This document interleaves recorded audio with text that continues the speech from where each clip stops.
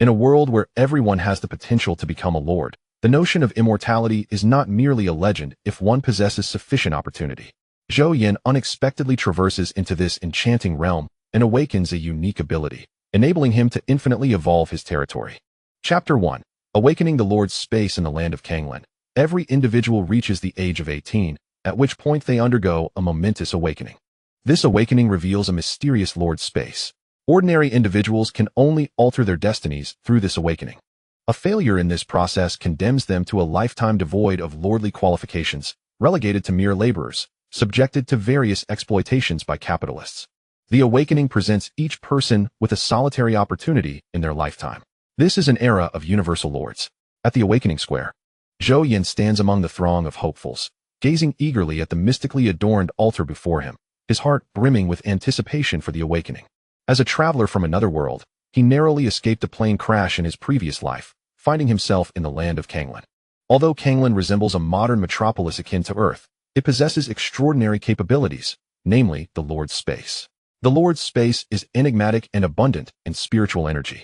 By developing this space and constructing their territories, awakeners can acquire an array of mysterious items and even cultivate towards immortality. Here, eternal life is within reach. However, the Lord's Space is fraught with peril. It generates various monsters that attack the territory based on the Lord's qualities.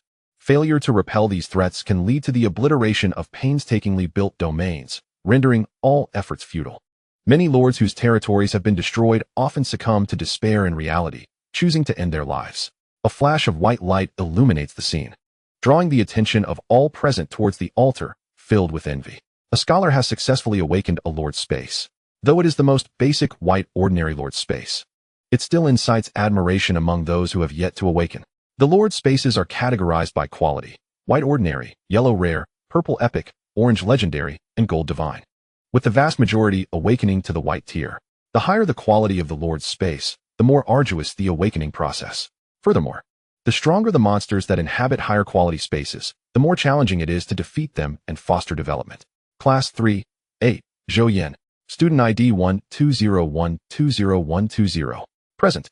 Upon hearing his name called by the officiating teacher at the awakening ceremony, Zhou Yan eagerly stepped forward. He had awaited this day for 18 years and approached the altar with resolute steps. Standing upon the altar, he closed his eyes, delving earnestly into the experience as the teacher guiding the awakening ceremony instructed. Zhou Yan ascended to the altar. Subsequently, the awakening teacher, wielding a milky white scepter, radiated a divine brilliance. This was the awakening magic, accessible only to those of 5-star strength or above.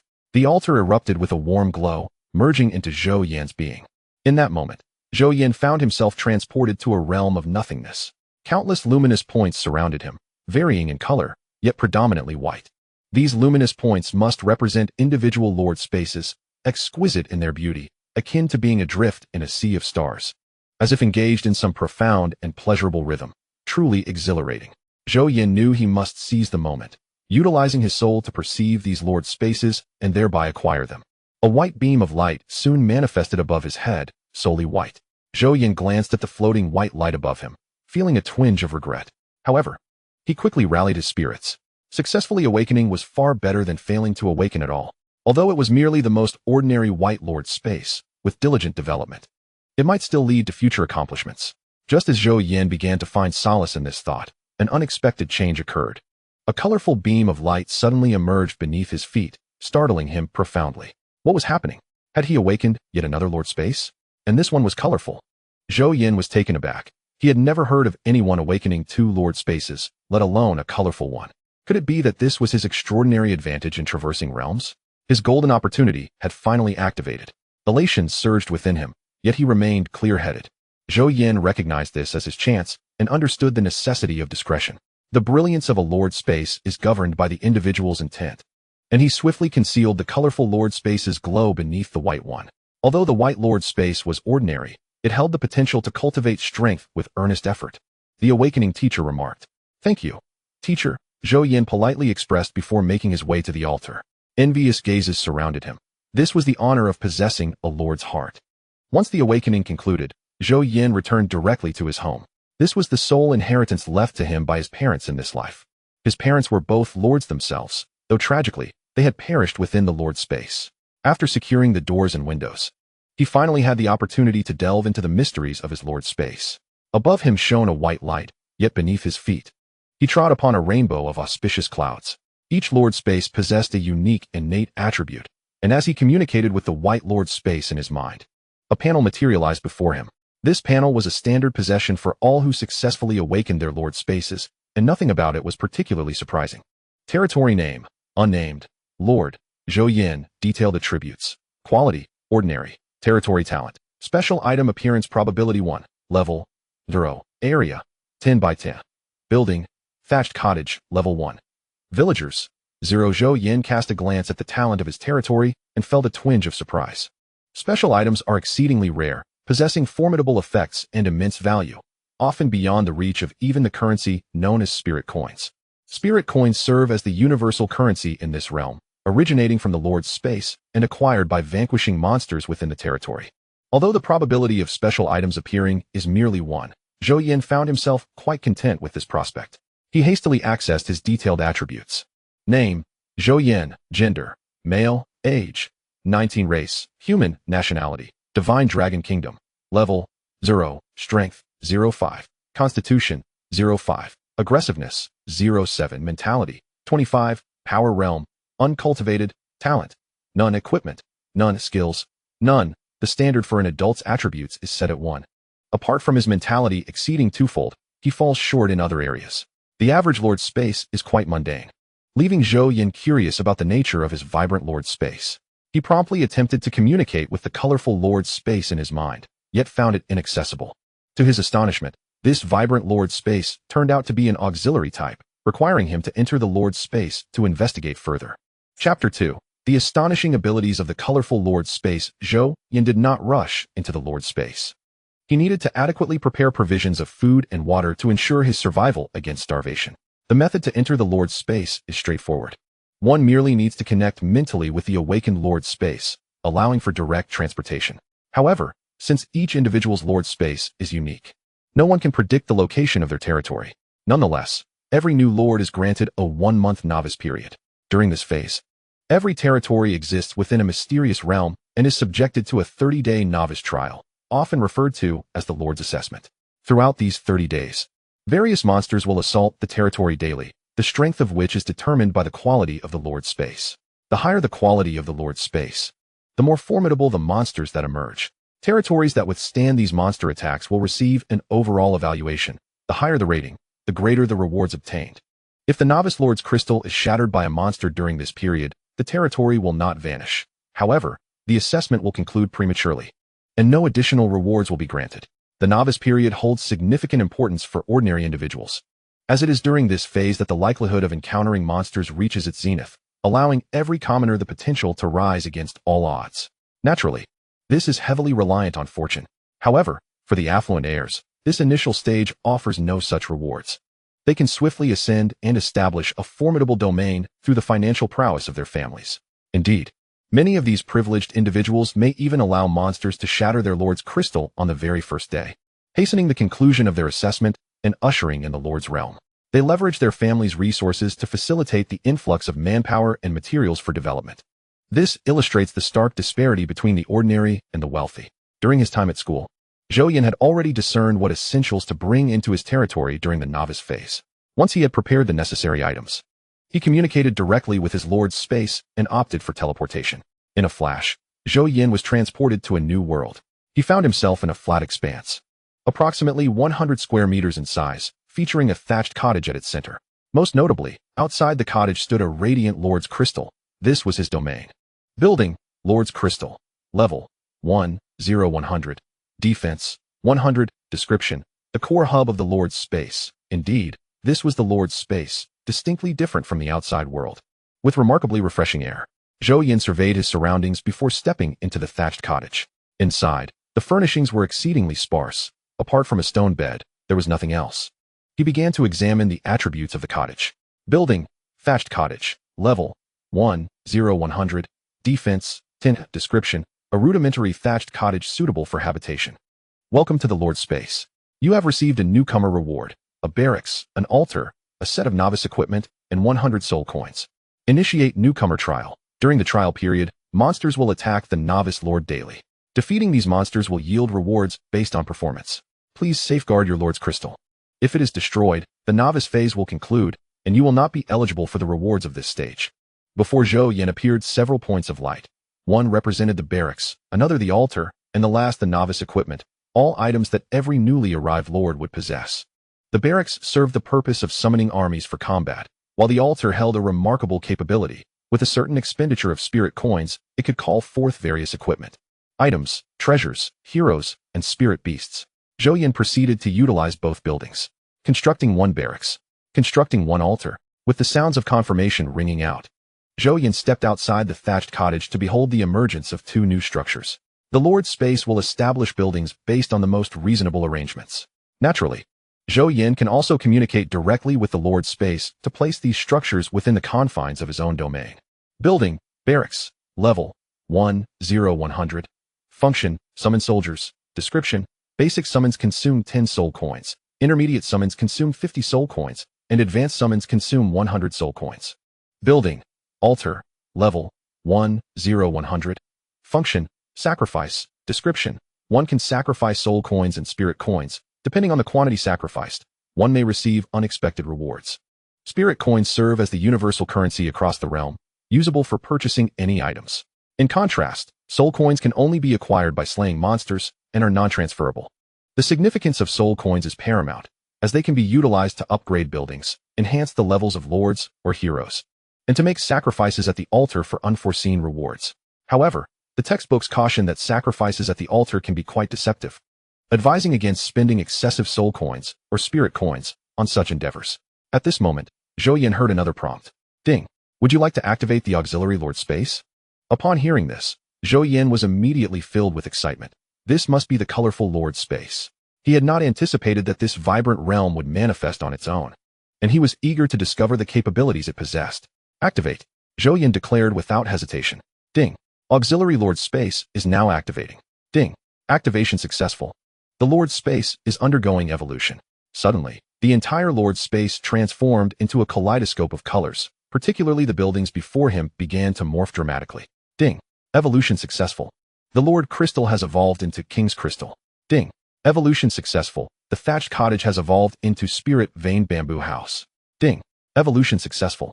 The Barracks has evolved into Bronze Sparrow Terrace. Ding. Evolution successful. The Altar has evolved into Mystical Shop. Zhou Yan stood in astonishment. This auxiliary space had entirely transformed the Lord's domain. Most importantly, this surge of energy had altered his attributes as well. He promptly began to examine information regarding his lordship. Territory name, untitled. Lord, Zhou Yan, detailed information. Quality, colorful. Territory talent, special item 10. Level, 0. Area, 500 square meters. Buildings, King's Crystal, level 1. Spirit Veined Bamboo House, level 1. Bronze Sparrow Terrace, level 1. Mystical Shop, level 1. Villagers, 0. Resources, none. He then clicked to view his own profile. Name, Zhou Yan. Gender, male. Age, 19. Race, human. Nationality, Divine Dragon Kingdom. Level, 0. Charm, luck, 1. Strength, 15. Constitution, 15. Agility, 3. Spirit, 6. Zhou Yan was utterly bewildered, his mind in a state of utter confusion, grappling with the astonishing capabilities of this auxiliary lord space. It is worth noting that the initial attribute points of an ordinary individual are capped at a mere 1, yet he found that many of his attributes surpassed normal values. Chapter 3. The mysterious store discount card. Zhou Yan immediately began to examine how these structures differed from their predecessors. Building, Royal Crystal, level, 1. Defense, 200,200, shield, 1,000, special, thunder attack. Description, the core hub of the Lord's space. This modified crystal boasts both offensive and defensive capabilities, actively attacking all malevolent beings within a 10-meter radius. Zhou Yan was astounded. Not only had the defense doubled, but a shield had also been added, remarkably enhancing the defense by an impressive 1,000 points. This was a tenfold increase compared to the initial Crystal S defense. Zhou Yan quickly turned his gaze to the evolved Lord Crystal. This crystal not only appeared more majestic and imposing than before, but it also shimmered with the brilliance of thunder, with violet lightning continuously swirling around it, emanating an aura of formidable power. Crucially, the entire crystal was enveloped in a transparent shield akin to glass, providing the formidable defense of 1,000 points. The Lord Crystal is the most vital component of the entire territory. Even if other structures are destroyed, they can be reconstructed. However, if the crystal is obliterated, the entire territory would be irreparably lost, rendering him incapable of serving as a lord ever again. In the vast expanse of the Kanglan continent, many lords have suffered devastating blows to their psyche when their territories were annihilated. Indeed, a considerable number have been admitted to the Qingshan mental institution, with a tragic number resorting to suicide. Zhou Yan once again surveyed his other structures. Building, spiritual bamboo house, level 1, defense, 100,100, special, spirit gathering, description, capable of absorbing the spiritual energy between heaven and earth. This building accelerates the cultivation speed of its inhabitants. Building, Copper Sparrow platform, level 1, function, summoning, special, female heroes, description, home to numerous female heroes from other realms, each possessing formidable abilities. Basic summoning costs 100 soul coins, intermediate summoning costs 500 soul coins, advanced summoning costs 1,000 soul coins, and super summoning costs 10,000 soul coins.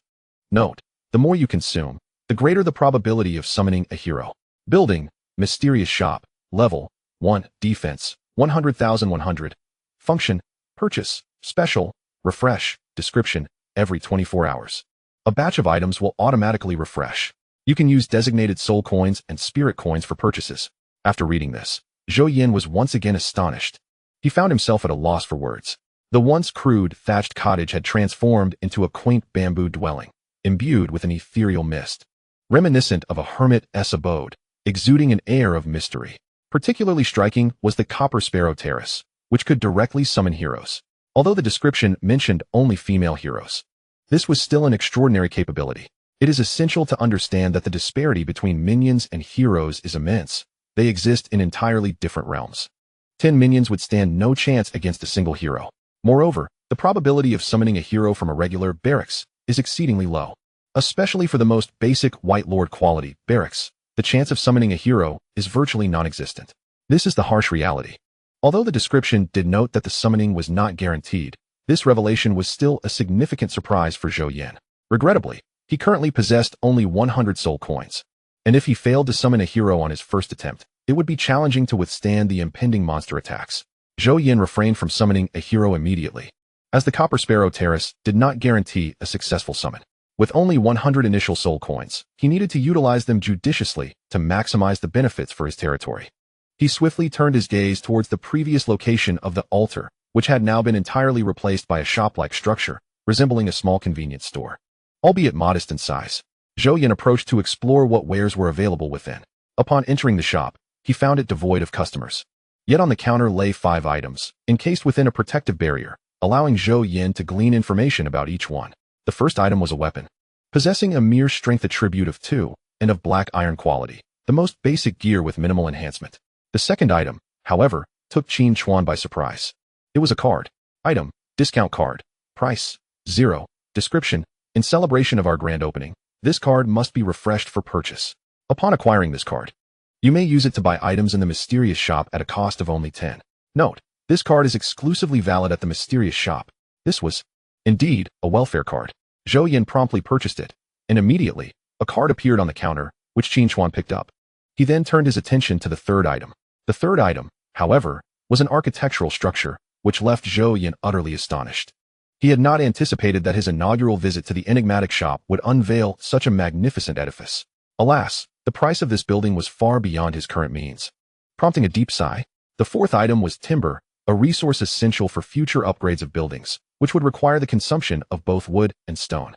Should fortune smile upon him, and if his territory boasted abundant timber and stone resources, he could engage in development and excavation, selling these to other lords or merchants, thereby utilizing the earned spirit coins for territorial enhancement. Upon encountering the fifth item, Zhou Yan's eyes widened in sheer disbelief. What an extraordinary find. Item, hero summoning card. Quality, unknown. Price, 1,000 soul coins. Description, place this card within a barracks-type building to ensure a 100 chance of summoning a hero. Zhou Yan was indeed taken aback. Although he possessed the Copper Sparrow Terrace, the uncertainty of a successful summoning deterred him from utilizing his remaining 100 soul coins. Yet, without hesitation, he employed a discount card to purchase the hero summoning card. After deducting the discount card and 100 soul coins, he acquired the hero summoning card. Zhou Yan hurriedly made his way to the Bronze Sparrow Terrace. This place resembled an ancient dwelling, modestly standing at a single story high. Against the wall, a radiant object was the only feature, surrounded by an aura of antiquity and elegance. With a heart brimming with excitement, Zhou Yan placed the hero summoning card upon the luminous spot and initiated his first summoning. Shall we commence the summoning? Yes. With a swift motion, a beam of light erupted from the summoning array, drifting towards him. As Zhou Yan turned to look, a fragrant breeze wafted into his nostrils, revealing a maiden standing before him. Chapter 4. The first hero, Diao Chan, makes her entrance. The woman was strikingly beautiful, with delicate ears adorned with jade rings and a charming cherry-red mouth, utterly captivating. Her gracefully arched brows framed skin as pure as snow, particularly her pair of autumn-like eyes, which seemed to speak volumes. Zhou Yan found himself entranced. She donned a white jade hairpin and wore a flowing skirt that cascaded with pleats. Her petite waist could only be described as daintily graspable. Beauty, in its most ordinary sense, seemed inadequate to encapsulate her essence. Words like peerless and divine beauty scarcely sufficed to convey her allure. Congratulations on acquiring the hero Diao Chan. Zhou Yan was immediately taken aback. What? It was indeed Diao Chan. He stood dumbfounded. This was a figure from Earth, renowned as the most beautiful woman of the three kingdoms. In that moment, he was struck by the reality that such a being could only belong to the heavens, a rare gem on this earth. He had even played as Diao Chan during his time on Earth. In the annals of Kanglan continent's history, there has never been a character from Earth. Zhou Yan was utterly astonished to find himself summoning such a celestial being. Excitement surged within him as he beheld the emergence of Diao Chan at the Thatched Terrace. Was it too far-fetched to anticipate the next appearances of the likes of Xiao Qiao and Kai Wenji? However, Zhou Yan soon discovered a significant concern. Diao Chan was merely a delicate woman, utterly lacking in any combat prowess. She was not a character from some fantastical game. How could such a fragile figure contend with monsters? It was likely that upon the first sight of danger, Diao Chan would faint in terror. Zhou Yan understood that every hero, indeed every soldier, possessed an attribute list, and he hastily examined hers. Hero, Diao Chan, gender, female, age, 19, race, human affiliated lord. Zhou Yan, quality, RRR, loyalty, 100, level, 0, charm, 50, base 5, luck, 10, base 1, strength, 6, base 0, 6, constitution, 7, base 0, 7, agility, 8, base 0, 8, mentality, 15, base 1, 5, talent, sacred lotus body, recovery speed 100, attack power 100. Skills, lotus swordsmanship, holy lotus technique, special 1, the most beautiful woman of the three kingdoms, speed 100. Special 2, one of the four great beauties, all attributes 10. With each additional beauty in battle, all attributes increase by 10. If all four beauties fight simultaneously, all attributes soar to 100. Special 3, world-renowned beauty, significantly enhances the loyalty of the residents in the territory. Description, evolved through mysterious energy, basic attributes increased tenfold. Zhou Yan was left utterly dumbfounded after perusing Diao Chan's information. Her attributes were overwhelmingly superior. She could easily outclass him tenfold. How foolish he had been to perceive Diao Chan as just a weak woman. The revelation struck him. The true fool was he. Without comparison, one cannot gauge disparity. Juxtaposing Diao Chan's attributes with his own unveiled the stark contrast. This was merely her foundational prowess. When augmented by her special enhancements, her attributes would surely reach astronomical levels. Remarkably, a hero's initial attributes could be so extraordinarily formidable. Zhou Yan felt an exhilarating joy. Diao Chan was, after all, his ally, and her loyalty stood unwavering at 100%. This was a revelation he had never anticipated. In contrast, the heroes or soldiers summoned by others typically began with a loyalty of merely 90. Should a lord treat them poorly, the risk of rebellion loomed large. After all, they were living beings, endowed with emotions, thoughts, and individual aspirations. Yet, within his territory, loyalty commenced at its zenith. Certainly, he would never treat his subordinates poorly, especially the women. It was truly astonishing to discover that Diao Chan possessed the legendary RRR grade quality, which had merely existed in folklore. Yet here it was, undeniably real. Zhou Yan was taken aback. The qualities of heroes are ranked from low to high as follows: F, E, D, C, B, A, S, SS, SSS, R, RR, and RRR, totaling 12 distinct tiers. With a hero like Diao Chan at his side, monsters would seem as insignificant as groundhogs. Particularly, Diao Chan's charm attribute left Zhou Yan utterly amazed. While the maximum attribute for an ordinary individual is merely 1 point, Diao Chan's charm far exceeded this benchmark, reaching a staggering 5-fold. Such elevated charm and luck bestow numerous advantages upon individuals or heroes. For instance, during outdoor explorations, one might encounter rare materials, extraordinary structures, or even receive requests from heroes wishing to join one's domain. This phenomenon explains the existence of children of fortune and children of destiny, linked to their high charm and luck values. Zhou Yan felt a profound sense of reassurance. He knew that his unique structure would not disappoint him. This vibrant auxiliary lord space was indeed formidable. The only drawback was the seemingly meager enhancement it provided. Did it look down upon him? After all, he was a university graduate, well-versed in the knowledge of lords. Zhou Yan was acutely aware of how extraordinary his territory truly was. A sense of crisis washed over him. He could not allow outsiders to discover his domain. Otherwise, it would undoubtedly attract the covetous eyes of numerous factions. He recognized that he needed to focus on two critical tasks: to develop cautiously and avoid recklessness, and to build high walls while stockpiling resources. Diao Chan, our territory will soon be besieged by monsters. Are you afraid? He felt confident in Diao Chan's attributes, yet her combat experience remained a mystery to him. I have studied spells. Should any monster dare to intrude, I shall vow to defend our territory to the death, ensuring they leave with nothing. Diao Chan declared with an air of dominance, leaving Zhou Yan utterly stunned. Please don't misunderstand. I am indeed a serious lord. Chapter 5. The monster assault. Zhou Yan then commenced familiarizing himself with the current state of his territory alongside Diao Chan. Presently, the domain lacked even a fence. For constructing one required timber, which in turn necessitated chopping trees or quarrying stone. Due to Diao Chan's attributes and prowess vastly surpassing his own, Zhou Yan retrieved the novice equipment and handed it to her, saying, "This is for you. I apologize for the inconvenience, but I shall provide you with better gear in the future." "Thank you, my lord," Diao Chan responded, preparing to bow in gratitude. Zhou Yan quickly stepped forward, grasping her hand tightly, and said, "Please refrain from such gestures in the future. I dislike this formality as it feels too distant." "Understood, my lord," Diao Chan replied, her lovely face flushing once more. "Do not call me lord any longer. From now on, refer to me as Zhou Yan," he declared. "That seems rather inappropriate," she replied. "No matter, I prefer it this way," he insisted. "Very well then." Zhou Yan proceeded to inquire about many matters with Diao Chan, such as whether she retained any memories from her past life during the Three Kingdoms era. Ultimately, he discovered that Diao Chan possessed not a single recollection of her former existence. "That is for the best," he concluded. He also asked her about her magical abilities, to which Diao Chan responded that they were innate, as if inscribed in her mind from birth, akin to the instinctive act of a newborn suckling. Zhou Yan understood that the past was irrelevant. What mattered was that she now embraced a new future. Within their newly acquired domain, apart from the summoned structures, there was not even a table or a bench. The two sat in the bamboo hut, absorbing the nourishing spirit energy that enveloped them, providing a sensation of profound comfort, akin to soaking in a hot spring. Zhou Yan wished to cultivate, yet such techniques were exceedingly rare, even in the Kanglan continent. They could only be acquired through the domain. He produced some food, and they shared a modest meal. The provisions he carried were limited, and he needed to promptly address the food situation to survive the month-long novice period in the territory. After 8 hours had elapsed, they had thoroughly surveyed the area surrounding their domain. The expanse of their territory measured 500 square meters, with a visibility range of 50 meters beyond that. Beyond this limit lay a shrouded expanse, obscured by mist, filled with uncertainty. It would require them to venture into the fog-laden region, which posed dangers unknown.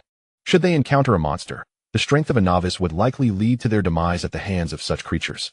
The unique nature of the territory meant that even powerful lords' sons could not enter the lordly space until they reached the age of 18.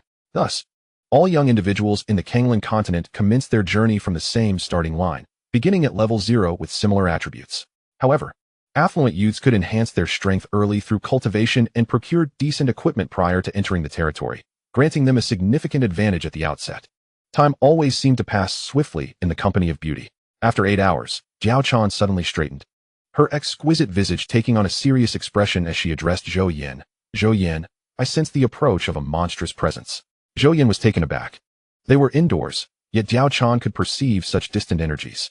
Did this mean that any intentions he harbored towards her would be beyond concealment from her perceptive gaze? "Chaner, let us unite to confront the enemy and safeguard our home." Zhou Yan boldly grasped her delicate hand, gazing at her with deep affection. Such an enchanting beauty, if she fails to seize the moment, would surely bring shame upon all traversers. Diao Chan felt a hint of resistance, yet she did not forcefully shake off Zhou Yan's hands. Otherwise, with her current strength, he could hardly gain any advantage. Her delicate visage flushed with embarrassment as she lowered her head and softly replied, "No."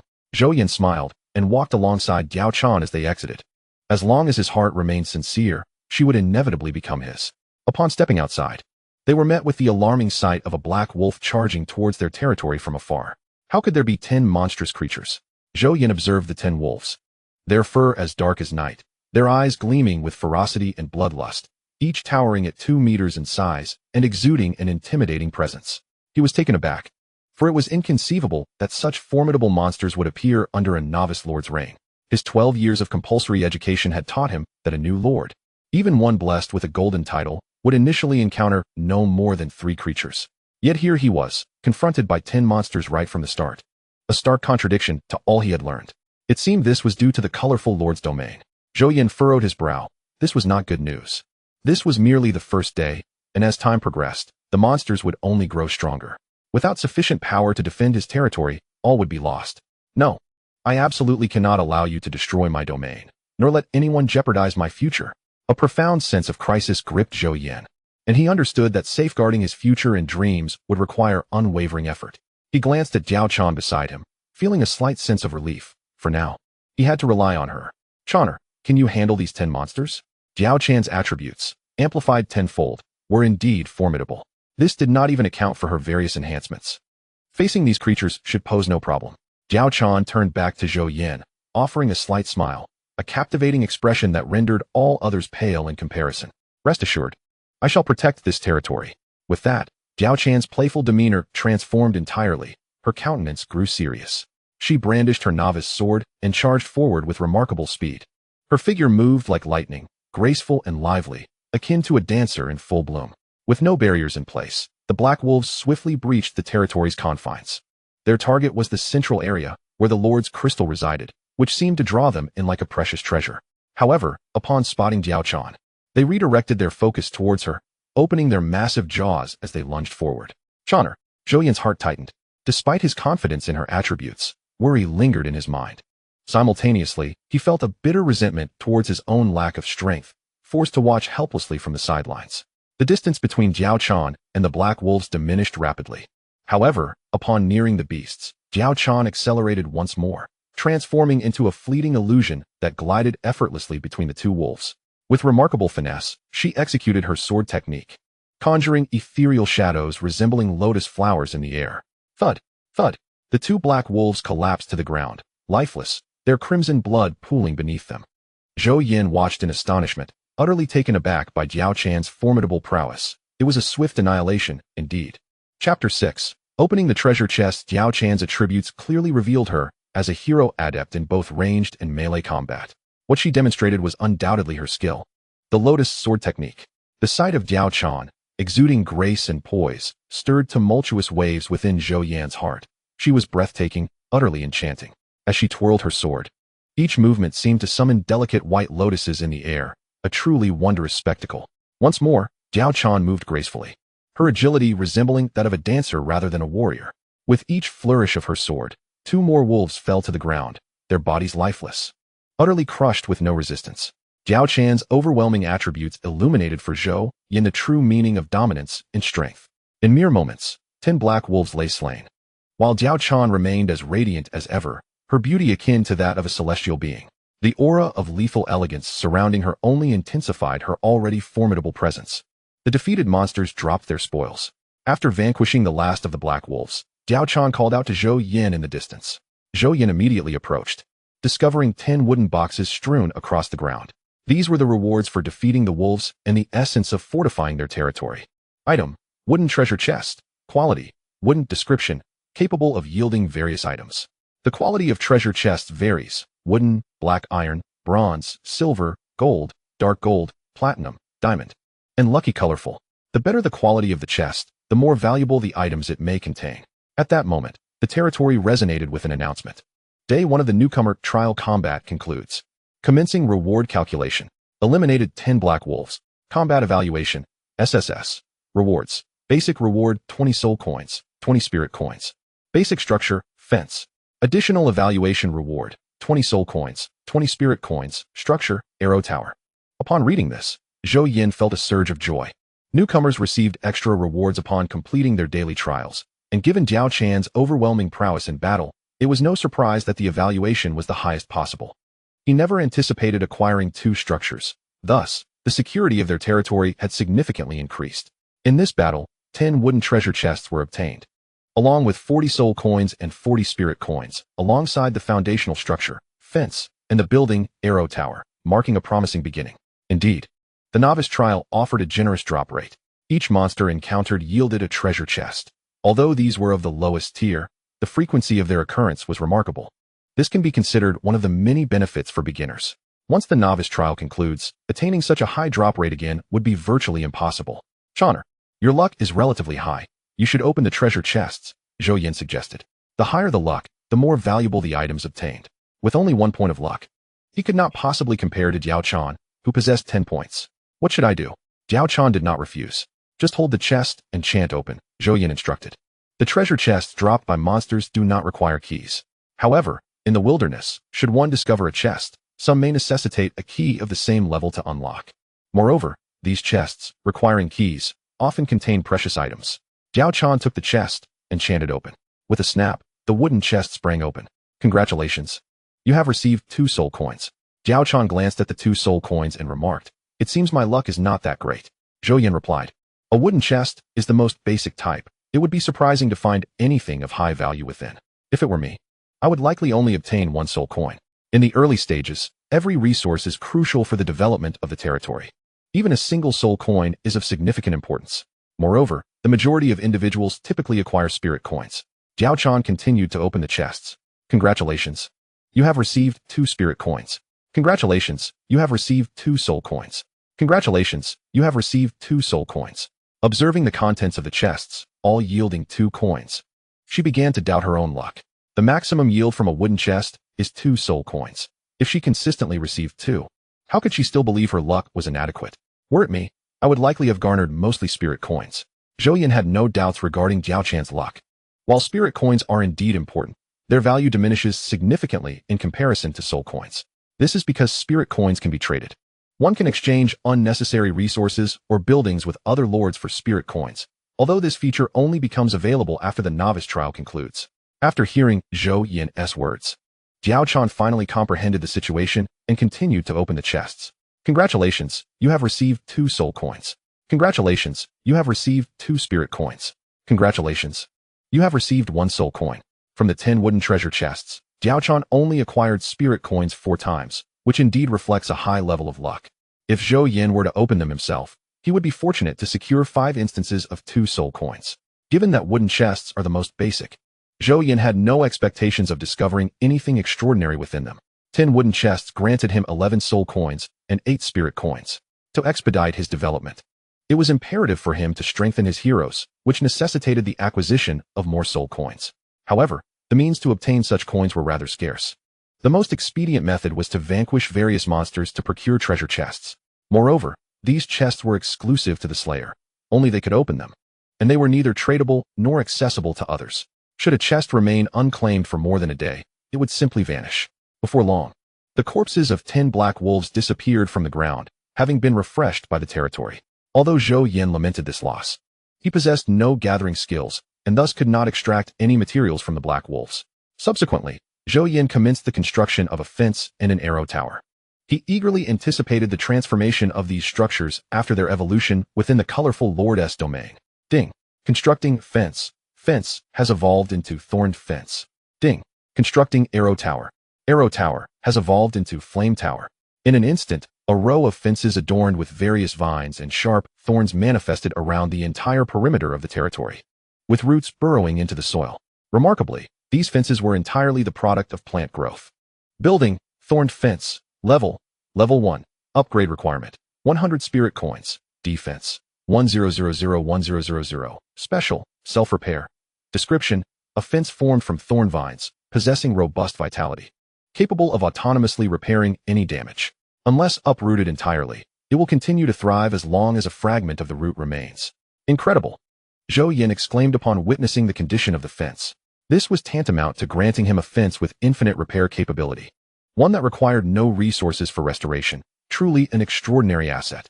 Although these remodeled structures bore no inherent quality, each transformed building was certainly on par with any SSS-rated structure.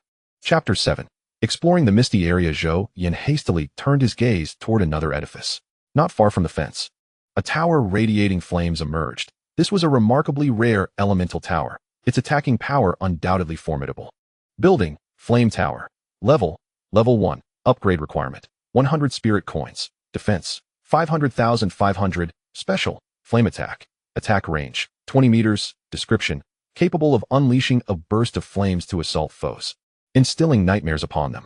Powerful. Acquiring such a formidable elemental defense tower at the outset held immense significance for Zhou Yan. The elemental-type defense towers possess an astonishing power, far surpassing that of conventional arrow towers by an immeasurable degree. Notably, the Flame Tower is a type of area of effect defensive structure, destined to become a formidable bastion on the battlefield and a pivotal edifice in safeguarding the entire territory. With his current meager supply of soul coins and spirit coins, even if Zhou Yan harbored intentions to upgrade his buildings and heroes, he finds himself entirely unable to do so. Therefore, he begins to contemplate resources beyond the confines of his territory. Such actions are unequivocally discouraged during the novice phase. However, Zhou Yan feels emboldened by the formidable attributes of Diao Chan coupled with his own attributes, which have significantly exceeded those of an ordinary individual. He believes he can manage the dangers that lie ahead. Channer, as you can see, the resources required to defend such a vast territory with just the two of us are immensely burdensome. I intend to venture outside in search of resources. Of course, that is entirely acceptable. Diao Chan also wishes to see the territory flourish, and taking up a novice sword, she joins Qin Chuan at the entrance of the territory, where the fence forms a grand gate allowing their passage. Within a 50-meter radius beyond the territory lies a verdant meadow. Beyond that expanse, a shroud of mist looms, compelling the inhabitants to explore on their own. Delving into the mist is typically an endeavor reserved for after the novice trials, when one possesses sufficient strength. Yet Zhou Yan is unwilling to squander precious time. He is relieved that this is not a desolate wasteland. The novice trials randomly transport participants to various locations, with no certainty of where one might land. Few possess the audacity to venture into the unknown during the trials, as such recklessness is tantamount to courting disaster. The dangers lurking within the mist remain unpredictable, though the strength of monsters during the novice trials is not excessively formidable, relying on the extraordinary prowess of Diao Chan. Alongside his enhanced abilities, Zhou Yan resolutely steps into the fog-laden expanse. To grow stronger, one must not remain stagnant. Proactive engagement is essential to capitalize on the extraordinary resource yields available during the novice month. Diao Chan's perceptive abilities are quite acute. Zhou Yan has inquired how she senses the presence of monsters, yet Diao Chan herself is uncertain, only aware of an approaching entity imbued with hostility. Zhou Yan surmises this may be linked to Diao Chan's innate talent, as she is of RRR grade quality, an epitome of heroism. In the city of Xia, he has never heard of anyone obtaining such a prestigious hero. However, Diao Chan has also mentioned that her perception has become considerably dulled upon leaving the territory, allowing her to sense only movements within a few meters. Thus, they must exercise heightened caution. A diminished sense? This must pertain to the territory itself, as it enhances a hero's perception and strength. Zhou Yan silently etched this information into his mind, as it was not mentioned in any textbook. The two of them remained vigilant, scanning their surroundings as they ventured deeper into the misty area. After traversing several hundred meters, they stumbled upon a forest that encircled his territory. This situation presented both advantages and disadvantages for Zhou Yan. The downside was that if the entire perimeter of the territory was engulfed by forest, he would need to be wary of monsters potentially emerging from all directions to assault the land. Thankfully, he had already acquired the evolved thorny vine fence, significantly enhancing the security of his territory.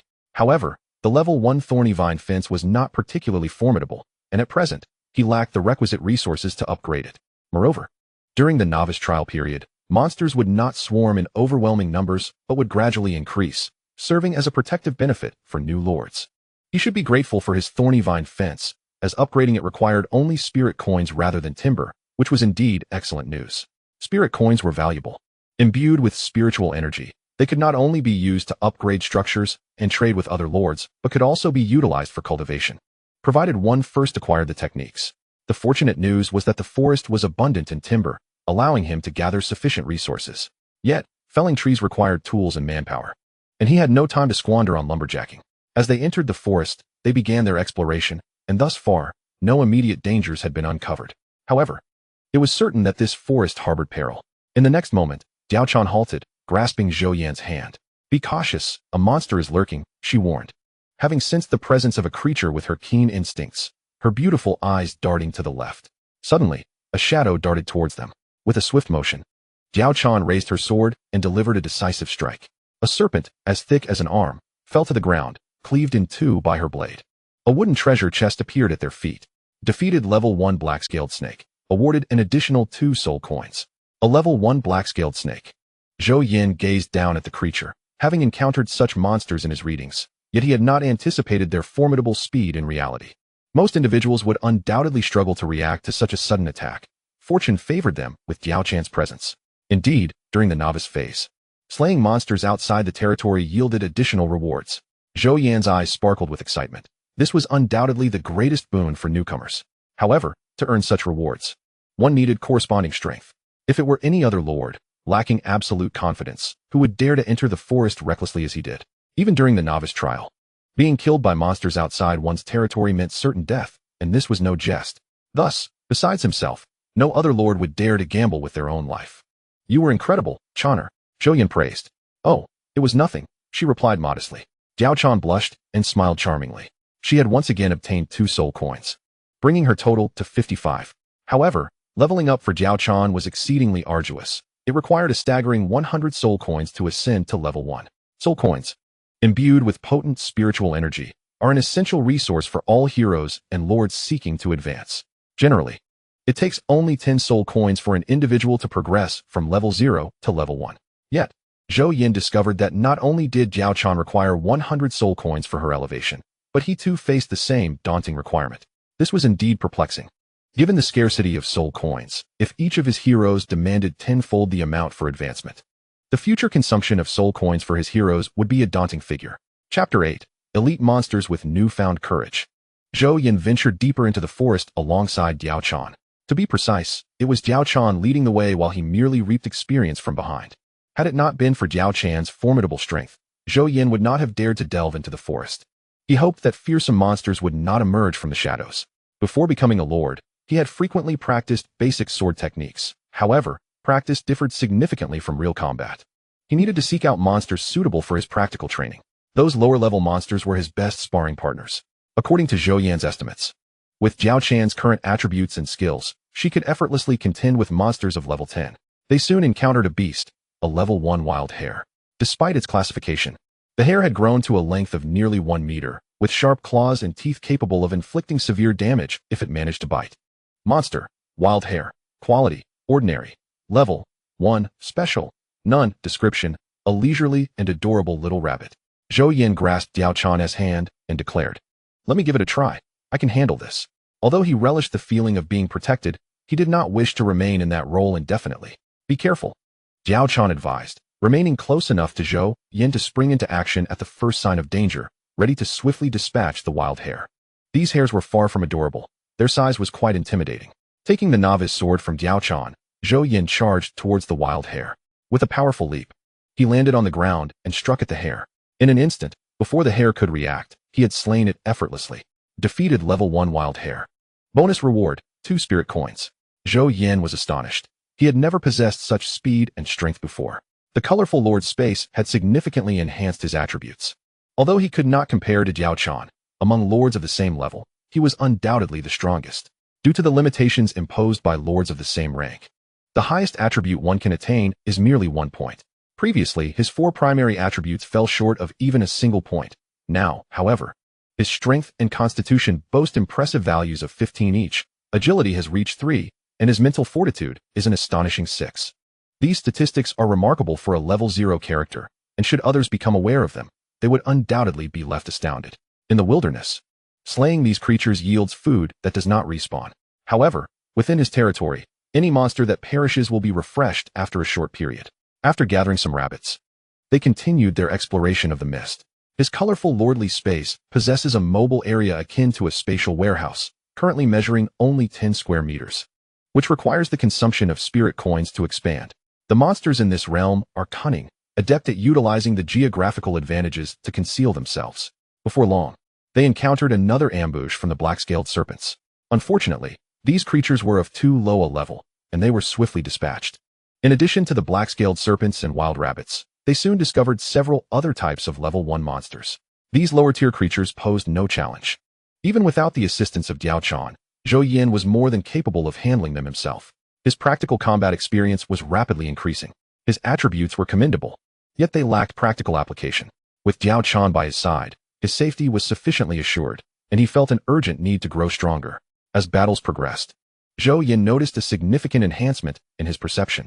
The only regret they harbored was that none of the wooden treasure chests yielded any equipment. The drop rate for gear was lamentably low. Most of these chests were opened by Diao Chan, as Zhou Yan found that he predominantly acquired only spirit coins, often just a solitary coin. Consequently, he decided to forego opening chests himself, entrusting them to the luckier Diao Chan. Diao Chan did not disappoint him, consistently revealing a bounty of soul coins. After a while, Zhou Yan sought a suitable spot and retrieved some food, offering it to Diao Chan. Here, try this and see if it suits your taste. Diao Chan curiously accepted the packaged item and inquired, "What is this?" "This is bread. If you enjoy it, I shall bring you more in the future." As he explained, he guided Diao Chan on how to tear open the outer packaging. This is quite a unique flavor. Diao Chan, even while eating, appeared exquisite, delicately nibbling on the bread with her cherry-like lips. Zhou Yan felt as though he were admiring a work of art. His gaze fixated on her beauty. How could he divert his attention to anything else? Diao Chan's cheeks flushed with a delightful shade of red, rendering her utterly adorable. Zhou Yan longed to embrace her, but refrained from doing so. Though Diao Chan was shy, who could have imagined her ferocity when confronting monsters? His soul coins had surged to 98, while his spirit coins reached 172, yet he still possessed no equipment. Even with a stroke of luck, it was challenging to acquire gear from such lowly creatures. Just 2 soul coins short, he would have amassed a total of 100 soul coins. Upon arriving at a particular location once more, they observed a towering creature in the distance. Upon closer inspection, it was revealed to be a level 5 werewolf. A creature of level 5, and moreover, an elite 1. Creature, werewolf, quality, elite, level 5, special, low-level strength enhancement. Description: the werewolf, lurking amidst the fog, delights in tearing apart its prey with its sharp claws. Beware of its razor-like teeth and formidable strength. Zhou Yan gazed at the werewolf, only to suddenly spot a treasure chest, exclaiming in astonishment, "Lo and behold, a treasure chest, and it is a bronze one at that." Faced with a level 5 elite creature, Zhou Yan felt uncertain about his ability to confront it. Thus he turned his gaze towards Diao Chan. "Can you handle this?" "Rest assured, leave it to me," replied Diao Chan confidently. Taking the novice sword from Zhou Yan's hand, she leaped forward, her blade aimed at the werewolf. She was a vision of grace. Even from behind, she resembled a celestial being. With a swift strike, thud, Zhou Yan watched in disbelief as the werewolf was vanquished without even a chance to react. Courtesy of Diao Chan, defeated level 5 elite werewolf. Additional reward, 10 soul coins. A substantial reward of 10 soul coins. Zhou Yan was utterly astonished. Indeed, higher-level monsters could yield greater rewards. A level 5 elite creature provided him with 10 soul coins, a far cry from the meager returns of slaying lesser foes. Of course, this was primarily due to Diao Chan's remarkable prowess. With this victory, his soul coins now totaled 108, ample enough for an upgrade. After some contemplation, he realized that the upgrade for 100 soul coins would offer minimal benefit. He promptly accessed Diao Chan's attributes to initiate her upgrade. Cost: 100 soul coins. Hero: Diao Chan's level upgraded to 1. Zhou Yan quickly scrutinized Diao Chan's attributes. Hero: Diao Chan. Gender: female. Age: 19. Race: human affiliated lord. Zhou Yan. Quality: RRR. Loyalty: 100. Level: 1. Charm: 52, base 5. Luck: 12, base 1. Strength: 8, base 6. Constitution: 9, base 7. Agility: 10, base 8. Mentality: 17, base 15. Talent: Sacred Lotus Body. Recovery speed: 100, attack power: 100. Skills: Lotus Swordsmanship, Holy Lotus Technique. Special trait: 1. The most beautiful woman of the 3 kingdoms. Speed: 100. Special trait: 2. One of the 4 great beauties. All attributes: 10. When all 4 beauties fight together, each additional ally increases all attributes by 10. When all 4 beauties are present in battle, all attributes are 100. Special trait: 3. A beauty that dazzles the nation, can significantly enhance the loyalty of the territory's inhabitants. Chapter 9. The equipment unveiled after being infused with mysterious energy, the fundamental attributes experienced a tenfold increase. Zhou Yan, upon reading this, was utterly astounded. All of Diao Chan's attributes had remarkably risen by 2 points. Even her charm and luck had augmented by 2 points, which left him in sheer amazement. It is well known that the heroes summoned from the territory, upon leveling up, see their attributes increase randomly based on their unique traits. However, this does not extend to charm and luck. For both heroes and lords, these 2 attributes cannot be enhanced through attribute points. They can only be augmented through special rewards or equipment. Yet, Diao Chan was entirely different. She had achieved a comprehensive attribute increase of 2 points. From his understanding, even an SSS quality hero could not possibly gain such a substantial increase in attributes upon leveling up. By calculating the points added, Diao Chan had effectively increased her attributes by a staggering 12 points, with just 1 level up. This was undeniably extraordinary. Among the known information, the highest available was the data regarding SSS quality heroes, with no information available on those exceeding that quality, nor could he obtain such insights from other sources. Zhou Yan was unaware if other lords had ever acquired RRR quality heroes, nor could he compare them with heroes of the same caliber. Nevertheless, he was certain that Diao Chan's attributes were indeed exceptional. As the levels increased, the disparity between her and other heroes became increasingly pronounced.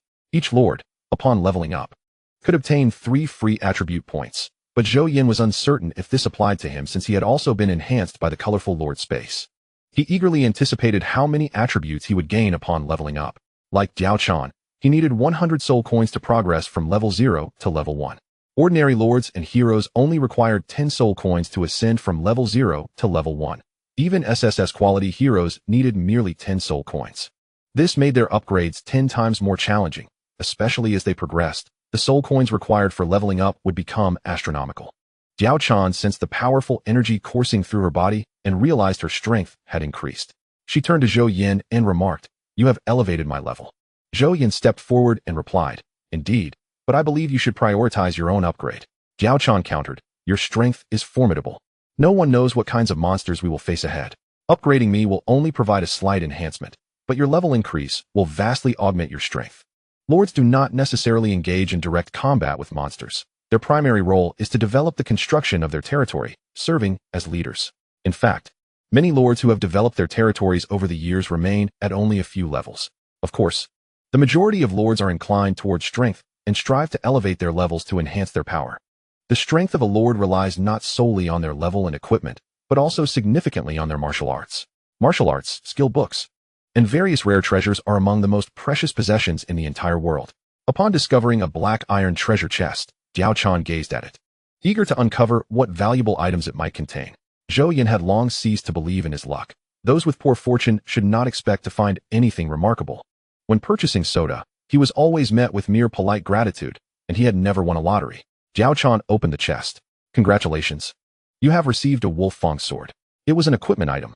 Zhou Yan was astonished, as a finely crafted sword appeared on the ground before him. Equipment, wolf fang sword. Quality, black iron. Durability, 1010. Attributes, strength 4, sharpness 2, small probability of causing a tearing effect. Equipment requirement, strength 3, naturally. Novice equipment has no stringent requirements, yet other items may not be usable unless the specified conditions are met to unlock their additional attributes. Otherwise, even if one were to possess a divine artifact, it would not bestow any of its inherent benefits if the wearer did not meet its prerequisites. "You can take this sword," Diao Chan offered, handing the wolf fang sword to Zhou Yan. "My strength does not meet the requirement. You should use it for now." He replied. "Very well," Diao Chan conceded, passing him the novice sword. The werewolf's form was akin to that of a human, and Zhou Yan certainly did not regard such a creature as potential sustenance. Besides, he had gathered sufficient wild rabbits and black-scaled snakes for food, alleviating any concerns about his provisions for the time being. They continued to explore the misty region, encountering more monsters. "What kind of creature is that?" Zhou Yan wondered, spotting a group of moving stones. Each stone creature stood roughly a meter tall, amusingly equipped with short legs that made their movements quite comical. Monster, stone spirit. Quality, elite. Level, 3. Special, resource monster. Description: this is a unique type of resource monster. Upon defeat, it transforms into usable stone materials. Resource monsters. Zhou Yan exclaimed in surprise. He had heard of such creatures, known for their ability to directly yield various resources, including timber, stone, and even clothing, items that were exceedingly rare. The number of them was considerable. Zhou Yan felt exhilarated and observed that the entire mountain range was populated by these stone spirits. This was a tremendous opportunity, as stone was one of the essential materials for territory upgrades. To secure a batch of stone ahead of time would undoubtedly be advantageous. During the novice trial period, there existed a favorable condition for territory upgrades. When upgrading buildings, only spirit coins were required. Once the novice trial concluded, this privilege would cease to exist. Zhou Yan addressed Diao Chan, saying, "Chaner, your fortune is high. Slaying these stone monsters yields a greater bounty of materials." Diao Chan nodded, blossoming like a celestial lotus, and with a graceful step, she darted towards the stone spirits like a flash of lightning, dispatching each creature with a deft strike of her sword. Slain a level 3 monster, elite stone spirit, received an additional reward of 6 soul coins. Slain a level 3 monster, elite stone spirit, received an additional reward of 6 spirit coins. Slain a level 3 monster, elite stone spirit, received an additional reward of 5 soul coins. Slain a level 3 monster, elite stone spirit, received an additional reward of 4 spirit coins. Each of these elite spirits bestowed a minimum of 4 soul or spirit coins, representing a significant gain. Naturally, this was also attributed to Diao Chan's extraordinary luck. The monsters were categorized into 10 distinct grades: common, elite, leader, bronze, silver, gold, platinum, diamond, king, and divine. The higher the quality of the monster, the more substantial the rewards. Diao Chan's formidable prowess rendered these stone spirits mere providers of materials. Observing the heaps of stones on the ground, Zhou Yan hastened forward. Collected 1-star stone x2. Collected 1-star stone x5. Collected 2-star stone x1. The resource quality ranges from 1-star to 9-star, with 1-star being the most common and least valuable. Utilizing superior resources to upgrade territories significantly enhances the capabilities of structures.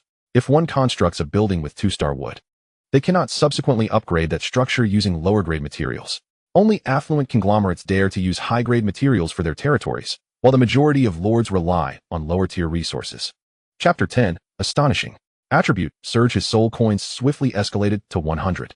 This was the allure of the additional rewards, made possible only by Zhou Yan's association with such a powerful hero as Diao Chan. He pondered how his attributes would change upon leveling up. Zhou Yan initiated his upgrade. Soul coins 100. Lord Zhou Yan. Level increased from 0 to 1.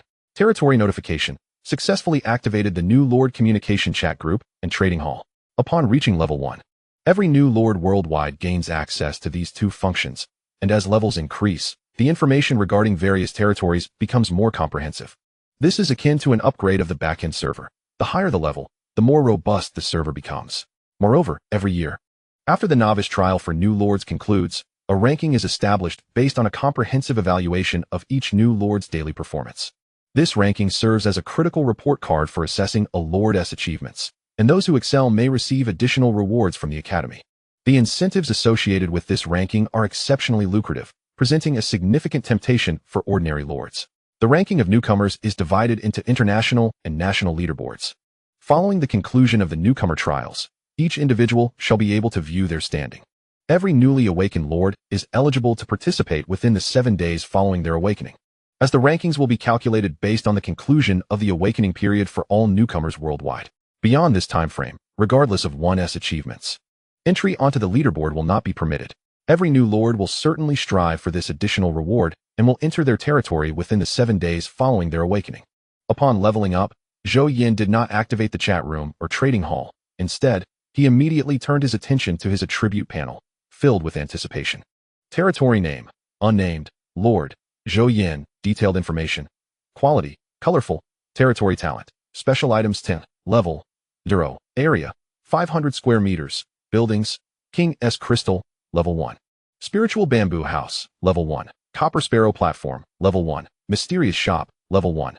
Villagers: 1 resources, soul coins, 1620, spirit coins, 1438, 1-star stone, 2240, 2-star stone, 117.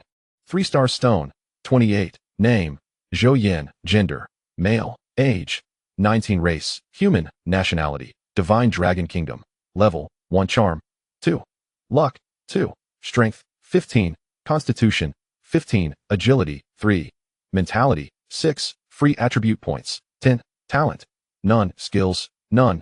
Techniques: none. Realm: none. Equipment: novice sword. Upon reviewing this information, Zhou Yan was taken aback. He had indeed acquired 10 free attribute points. Moreover, his charm and luck had also increased by 1 point, while other lords see only a modest increase of 0. 1 in charm and luck. Upon leveling up, he had reaped tenfold the benefits. Initially, this disparity may not seem significant, but but as time progresses, the difference will become markedly pronounced. Additionally, with the 10 free attribute points, should he allocate 1 to charm and 1 to luck, he would resemble Diao Chan, gaining 12 attribute points with every level he ascends. Such an astounding advantage.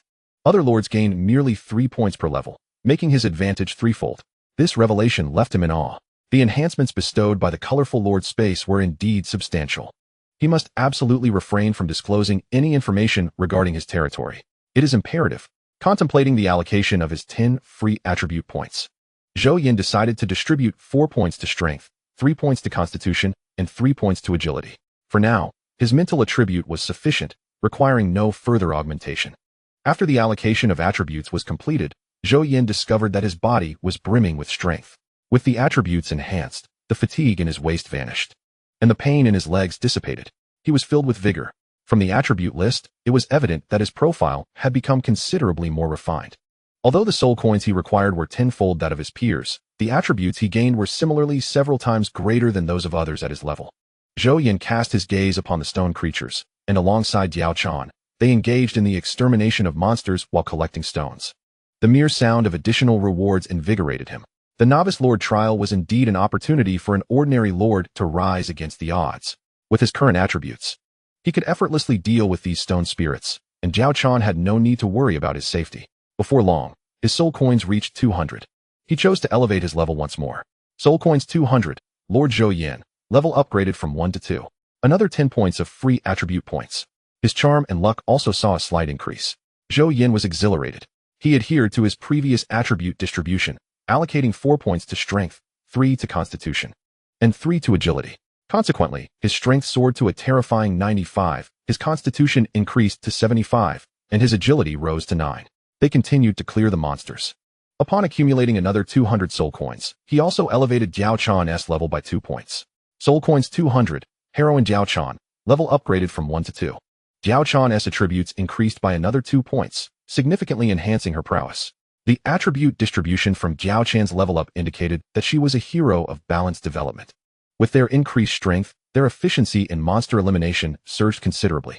By the time they finished clearing the area, several hours had elapsed. Fortunately, with Zhou Yan's level raised and his strength considerably augmented, otherwise, merely collecting the stones and treasure chests would have exhausted him. His gains were substantial, yielding a wealth of additional rewards. Upon reviewing his acquisitions, he noted soul coins, 1620, spirit coins, 1438, 1-star stones, 2240, 2-star stones, 117, 3-star stones, 28. Seeing such an abundance of stones, Zhou Yan smiled. During the novice trial, it truly allowed ordinary individuals to rapidly amass wealth. He had lost count of how many stone spirits he had vanquished. In any case, there was not a single one left in the vicinity. The key was that he still had a plethora of wooden treasure chests unopened. Even the black iron chests numbered in the dozens, entirely attributable to Diao Chan's high luck. A rough estimate revealed nearly 600 chests in total. This meant they had defeated close to 600 stone spirits. It was all thanks to Diao Chan's prowess. Otherwise, he would never have enjoyed such high returns. Chaner, let us return to the territory. All right, Diao Chan nodded, showing no signs of fatigue whatsoever. Though Qin Xuan's attributes are now comparable to those of Diao Chan, the latter is a hero endowed with various enhancements, rendering her capabilities far superior. After enduring a lengthy battle and with the day drawing to a close, they returned to their territory from an unexplored area. Along the way, they encountered no formidable monsters, but managed to slay numerous level 2 roosters. A delightful feast of chicken awaited them that evening. Upon returning to the bamboo hut, the surrounding spiritual energy surged into their bodies, rejuvenating their weary forms. Zhou Yan even sensed a remarkable enhancement in his physical prowess. He cast another glance at his detailed attributes. Name, Zhou Yan, gender, male, age, 19, race, human, nationality, divine dragon nation, level, 2. Charm, 3. Luck, 3. Strength, 96. Vitality, 76. Agility, 91. Mentality, 6. Free attribute points, 0. Talent, none. Skills, none. Cultivation technique, none. Realm, none. Equipment, beginner's sword, chapter 11. Zhou Yan driven mad by his name after reviewing his attributes. Zhou Yan was astonished. His strength, vitality, and agility had all increased by 0. 1. The textbooks from school did not indicate that spiritual energy could augment one's physical attributes. They merely stated that it facilitated cultivation. Many insights cannot be gleaned from books alone. one must experience them firsthand. He realized that he had underestimated the capabilities of this spiritual energy bamboo hut. If this trend continued, he could accumulate numerous attribute points even without leveling up. Zhou Yan contemplated the reasons behind this phenomenon. He had previously spent considerable time here without any increase in his attributes. It must have been due to the intense energy depletion from battling outside. Upon arriving here, the spiritual energy replenished his vitality. With this understanding, Zhou Yan recognized the necessity of engaging in combat more frequently, as it would yield significant attribute points. Zhou Yan then accessed the Novice Lord chat room. Territory notification. Please complete the territory name. It must not duplicate any known territory names. While personal names may be repeated, each territory must bear a unique title. Zhou Yan pondered for a moment and suggested King's Farming.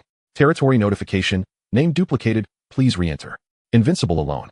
Territory notification. Name duplicated. Please re-enter. Penguin. Territory notification. Name duplicated. Please re-enter. World of Heroes. League of Legends. Territory notification. Name duplicated. Please re-enter. Zhou Yan was at a loss for words. All he desired was to choose a name. Why was it so arduous? It felt as if he were being compelled to unleash a powerful move. Sky Blasting Gang. Territory notification. Name duplicated. Please re-enter. Zhou Yan grew increasingly impatient as he encountered a multitude of repeated names. Damn it. The territory prompt indicates that the name is a duplicate. Please input a new one. Zhou Yan, astonished, mused on which remarkable individual would dare to name their territory. Damn it. It was likely that they too had been driven to madness by the arduous task of naming. Now, he awaited the assistance of a seasoned player to bestow upon him a melodious name. Diao Chan would express her gratitude with a charming ying-ying. For half an hour, Zhou Yan was immersed in the endeavor of naming. In a fit of frustration, he bellowed, Heavenly Court. The territory prompt confirmed that the name was not a duplicate and inquired, would you like to designate your territory as Heavenly Court? To his astonishment, it appeared feasible. He confirmed the choice, and the prompt declared that the territory would henceforth be known exclusively as Heavenly Court. A name is merely a moniker. The true essence lies in development. Nevertheless, the future Heavenly Court must soar above the clouds, casting its gaze upon the masses. For now, however, cultivation was of paramount importance. Upon entering the chat room, Zhou Yan noted the division of channels. The international channel required a fee of 1,000 spirit coins per message, with a limit of 2,000 characters. This was quite the burden. New players could not utilize spirit coins brought in from outside during trials, rendering the international channel desolate. The national channel charged 100 spirit coins per message, with a daily cap of 100 messages and limited to 200 characters each. The South Region channel of the Dragon Nation demanded only 10 spirit coins per message, with no limit on frequency, though messages had to be spaced 1 minute apart and not exceed 500 characters. Was it reasonable to charge for conversation? Indeed, it was entirely justifiable. After all, one does not access the internet for free in the real world. Did one think of themselves as Wi-Fi? Or did they believe the territory was akin to the Ganges? Within the territory, spirit coins function as a means of accessing network signals. Only by expending spirit coins could one gain connectivity. Thus, this system was quite reasonable, albeit somewhat costly. However, should one wish to converse, they could emulate the younger players who filled their messages with substance, wasting not a single word, akin to reading a captivating novel. Yet, Zhou Yan had also observed the myriad of desperate cries for assistance. My sister urgently requires wood and stone. What are you waiting for? Come chat with me. I am purchasing equipment. If you possess quality items, message me, and I assure you, the price will satisfy. Urgent. I am in dire need of defensive towers, barracks, and weaponry. Friends, please hurry. I am but a rugged man, and I disdain idle chatter. I forgot to bring food. Can anyone sell me some? Woe is me. I am now both hungry and thirsty. Who will come to my aid? I am skilled in various arts, seeking sponsorship, equipment, and spirit coins. If the price is right, I shall accompany you. I have a divine spear for sale. Ladies, bring your offers. 1 women's corset, charm value 1. Defense 2. Those interested, act swiftly. Today marks the first day of trials, and everyone starts from scratch, unless one is exceptionally affluent. Entering the realm often leads individuals to hastily allow monsters to obliterate their crystals, subsequently utilizing their family's wealth to swiftly establish their territories. Otherwise, one must diligently strive to achieve commendable results in order to reap rewards. The era of lords has flourished for quite some time, naturally giving rise to a plethora of items that novices can bring along. However, these items are exceedingly costly and remarkably rare.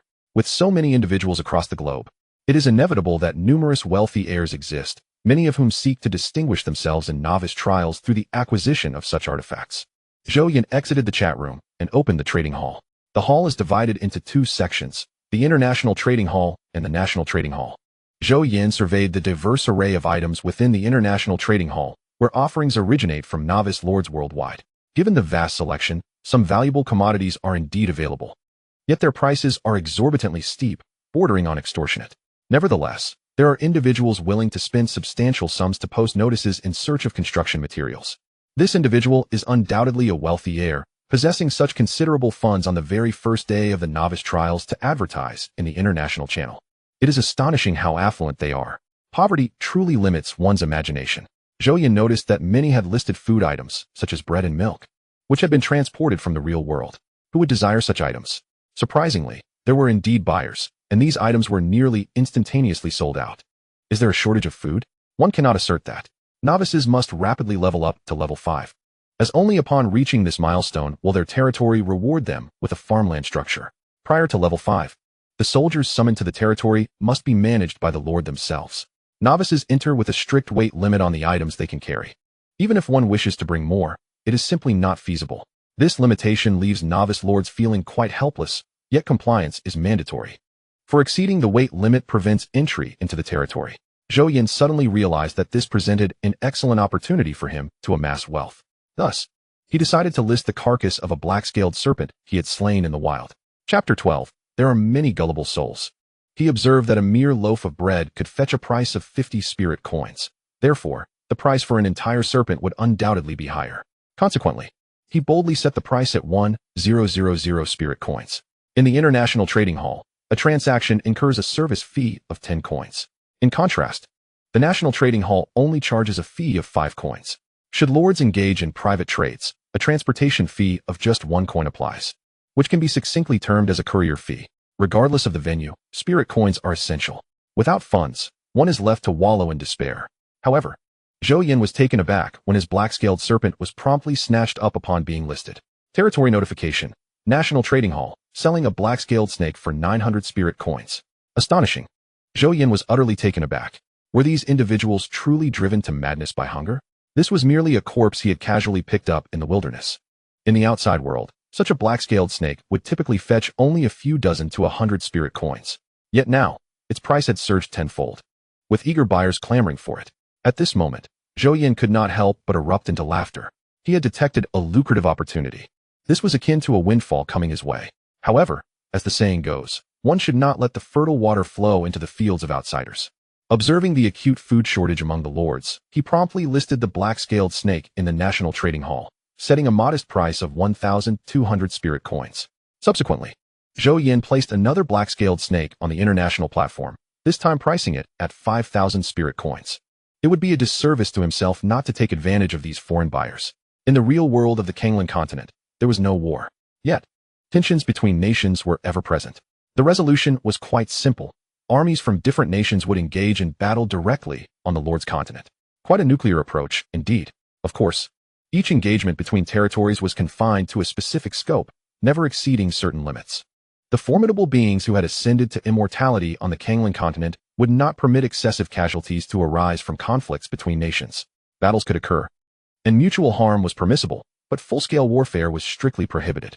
Such confrontations were typically limited to designated regions for fair combat. The Dragon Kingdom's territory had developed at an astonishing pace, provoking direct opposition from foreign forces. The Dragon Kingdom frequently experienced territorial frictions with other nations, and the majority of these skirmishes ended in victory. One could only feel pride for the Dragon Kingdom. Hooray!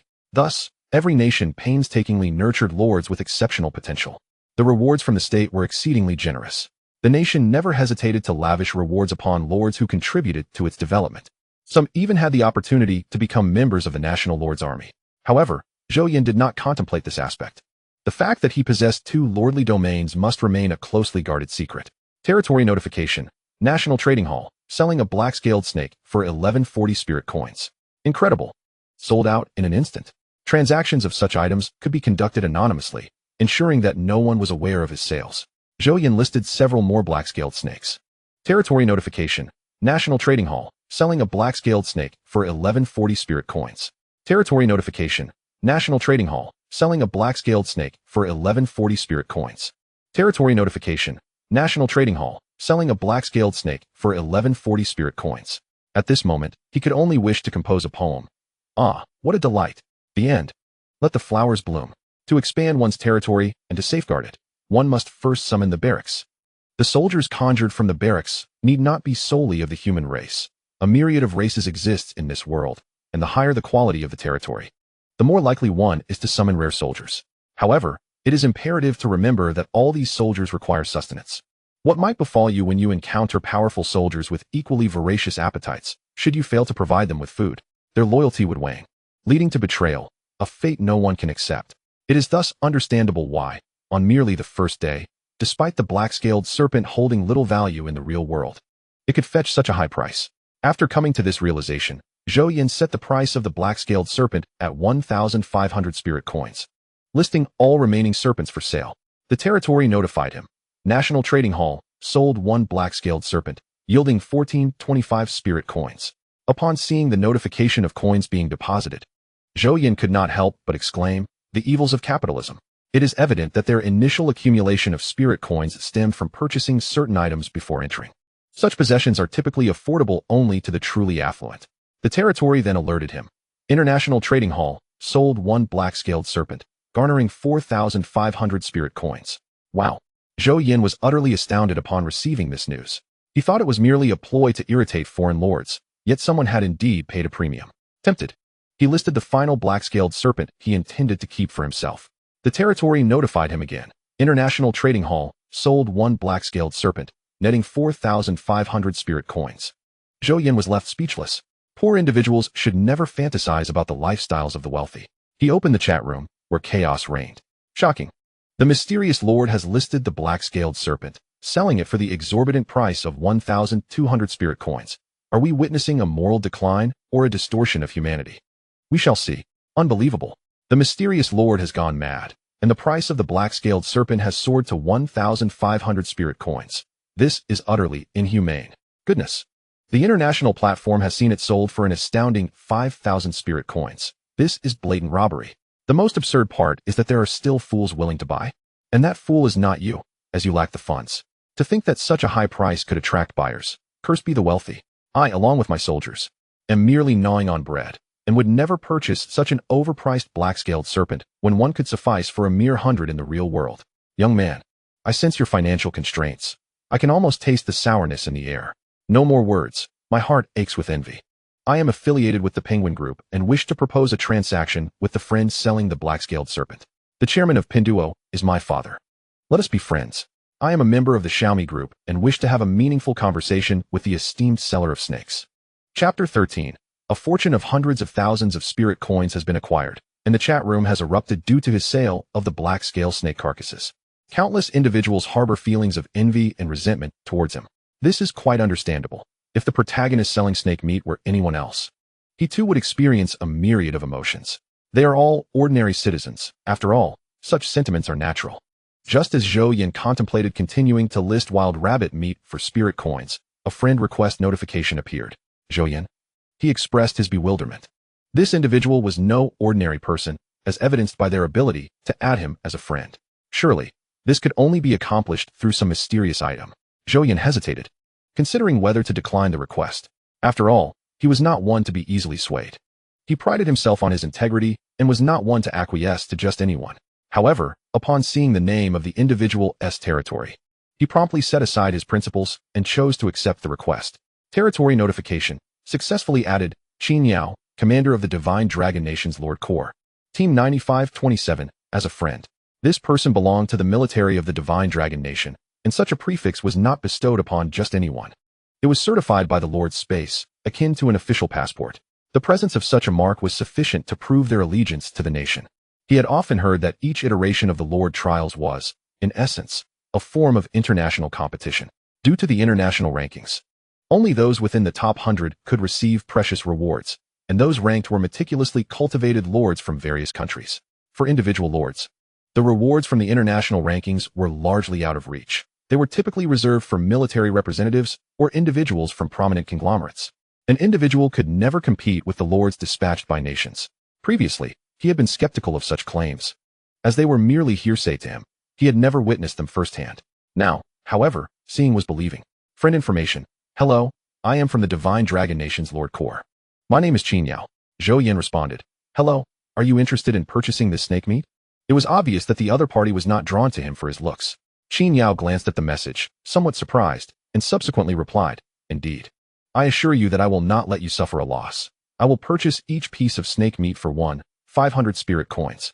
Zhou Yan, upon seeing this, quickly replied, I have no snake meat left, it has all been sold out. Qin Yao expressed a hint of regret. Having not seen the information in the trading hall prior, she responded, Then never mind. If you have anything valuable in the future, please contact me immediately. Zhou Yan replied.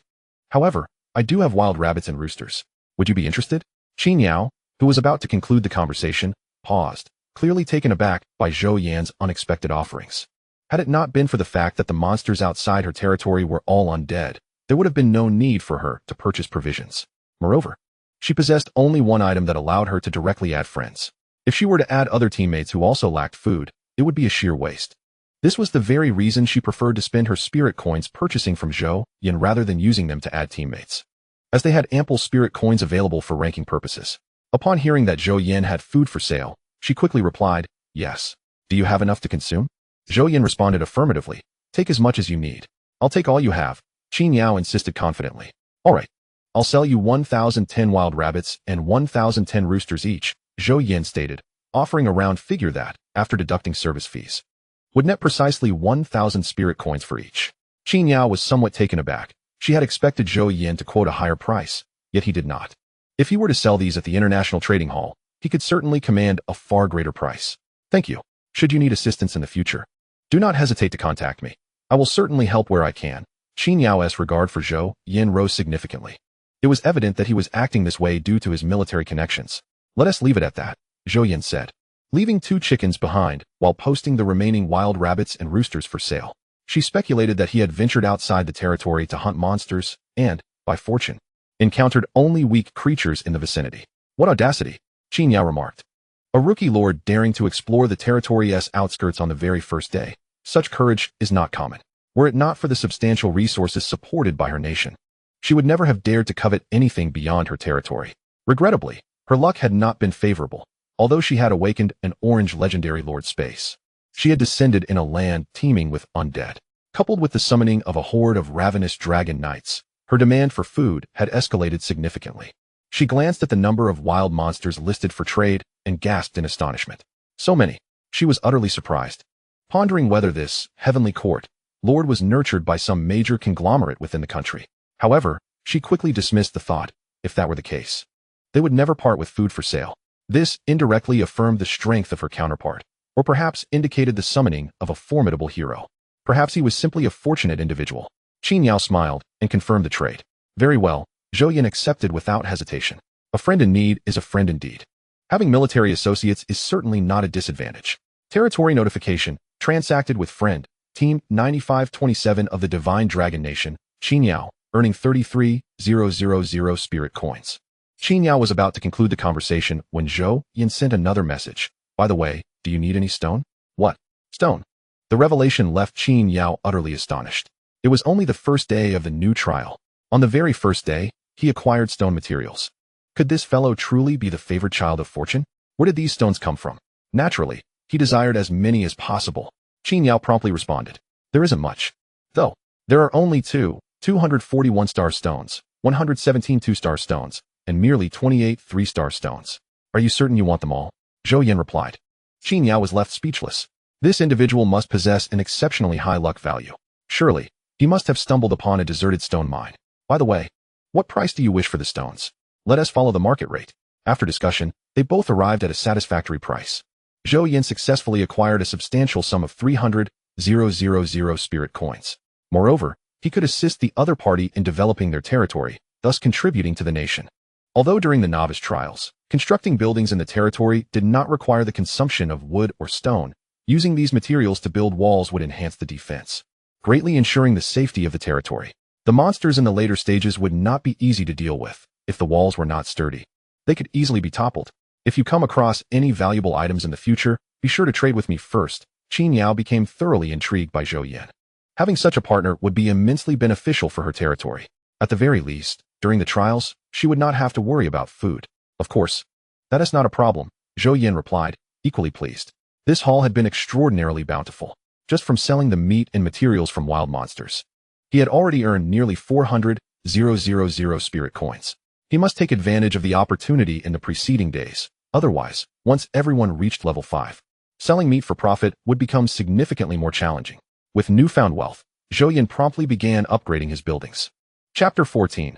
Territory Upgrade. He opened the territory information and realized he had overlooked a crucial notification. Territory Alert. Your territory has reached the requirements for an upgrade. Would you like to proceed? Upgrading the territory requires active confirmation, and he nearly forgot this matter, so he quickly clicked to upgrade. Territory Alert. Your territory has been upgraded to level 2. Territory Name. Celestial Realm. Lord. Zhou Yan. Detailed information. Quality. White. Color hidden. Territory Talent. Special items 10. Territory Level. Level 2. Next star requires the establishment of 5 buildings of level 3 or higher. Area. 1,000 square meters. Special attributes. All attributes of human residence 10. Buildings. King's Crystal, level 1. Spirit Bamboo House, level 1. Copper Sparrow Terrace, level 1. Mysterious Shop, level 1. Blazing Tower, level 1. Thorny Fence, level 1. Villagers. 1 Resources, Soul Coins. 1. 820, Spirit Coins. 398, 264. Upon examining his territory, Zhou Yan was astonished. The information displayed was far more detailed, which was quite favorable. This illustrates the advantages of server upgrades. Astonishingly, a unique attribute has emerged. With all attributes reaching a remarkable level of 10, Zhou Yan was once again taken aback. He had never anticipated that a level 1 territory would possess such a distinctive attribute. Generally, it is only territories above level 10 that trigger such exceptional characteristics. The higher the quality of the territory, the stronger the likelihood and the characteristics triggered. He eagerly anticipated whether his territory would activate further attributes upon another upgrade. The area of the territory had doubled. He understood well that others' territories only achieved such vastness upon reaching level 10. This exemplifies the formidable power of a colorful lord's space. He gazed at the structures within his territory. With hundreds of thousands of spirit coins at his disposal, he was now poised to upgrade his territorial buildings extensively.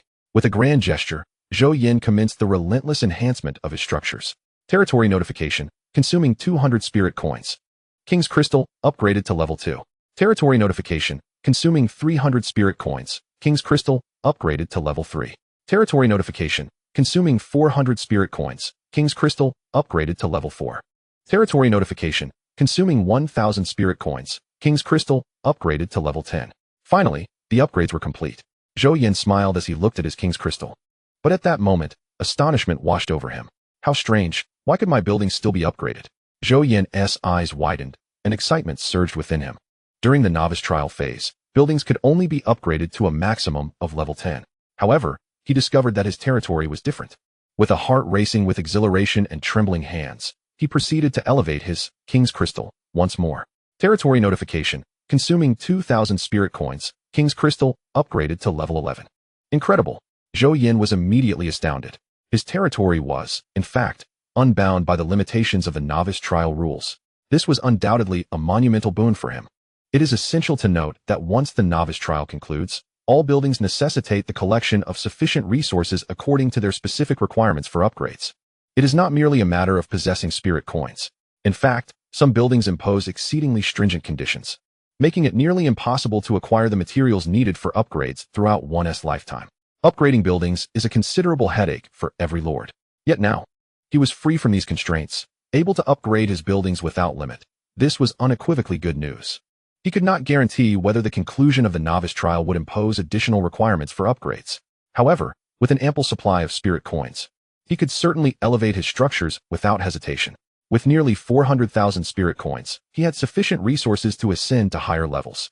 The crystal is paramount to the territory. It must be prioritized for enhancement. Territory Notification. Consuming 3,000 spirit coins. King's Crystal, upgraded to level 12. Territory Notification. Consume 4,000 spirit coins to elevate the King's Crystal to level 13. Territory Notification. Consume 11,000 spirit coins to elevate the King's Crystal to level 20. Building. King's Crystal, level 20. Upgrade requirements. 20,000 spirit coins. 10 3-star attribute cores of the same type. Quality. SS01. Defense. 7,000. Shield. 20,000. Special attribute 1. Thunderstrike. Special attribute 2. Within the territory. All elemental attacks and defenses are increased by 10. Description: the core hub of the Lord's space, an evolved crystal that embodies both offense and defense, actively attacking all malevolent beings within a 100-meter radius. Acquiring a Lord's crystal can enable further evolution. To his astonishment, the King's crystal is capable of further evolution. Zhou Yan was taken aback. He had not anticipated that his crystal was of the SSS grade. What is more, it possesses the potential for continued evolution, contingent upon the acquisition of a Lord's crystal. He is convinced that in the entire Lord's realm, he is the sole individual capable of such boundless evolution of buildings.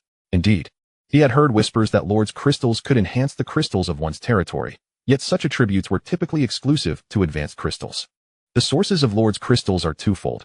Firstly, one can seize the crystals of others. Secondly, one may traverse to the Lord's continent, where it is possible to encounter devastated territories or cities, potentially acquiring them if fortune smiles.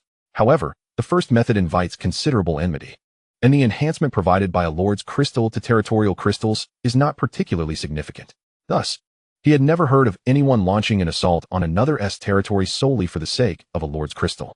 Moreover, he had never encountered anyone whose crystal possessed offensive capabilities akin to his own. Everything within his territory had undergone evolution through the vibrant Lord's space, rendering conventional reasoning inadequate. Upon reaching level 20, his crystal now requires additional conditions for further upgrades. Nevertheless, it remains significantly superior to those of others. It is essential to note that even with boundless spirit coins, other novice lords can only upgrade their buildings to a maximum of level 10. He possesses double that. He feels immensely satisfied.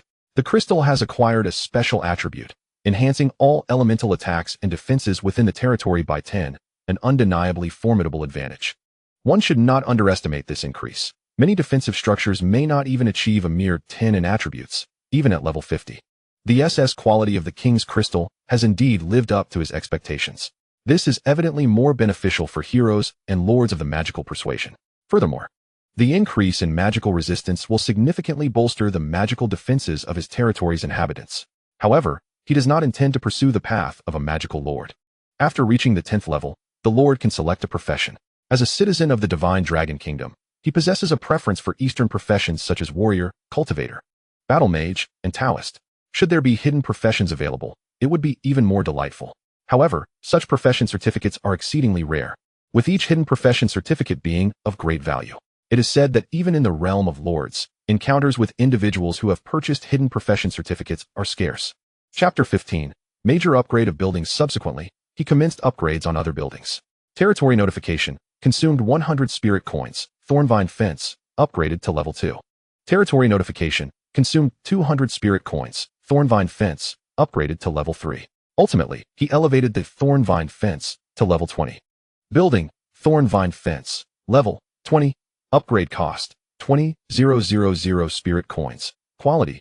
S010. Defense. 1,000. 000. Special attribute 1. Capable of regenerating and repairing damaged vines. Special attribute 2. Enemies that touch the vines will suffer toxin damage. Description. A fence composed of thorn vines, possessing formidable vitality, capable of autonomously repairing itself, and infused with toxins. Unless uprooted entirely, a single root will suffice for it to continue growing. Acquiring 10 wood-type crystals of 2 stars or above will enhance its quality. With the addition of toxin properties, he felt a surge of joy at the thought of monsters being harmed by attacking the vines. The vines were indeed impressive.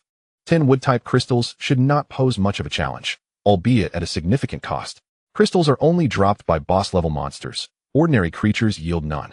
Chests may contain them, but the odds are quite slim. He proceeded to upgrade the remaining buildings. Territory notification. Consumed 500 spirit coins. Copper Sparrow platform. Upgraded to level 2. Territory notification. Consumed 1,000 spirit coins. Copper Sparrow platform. Upgraded to level 3. Territory notification. Consumed 5,000 spirit coins. Copper Sparrow platform. Upgraded to level 10. Zhou Yan discovered that the spirit coins required for the Copper Sparrow platform were exceedingly high. If this continued, he would lack sufficient coins to upgrade the other buildings. After some contemplation, he decided to halt the upgrades at level 10. Building. Copper Sparrow platform. Level 10. Upgrade cost. 6,000 spirit coins. Quality.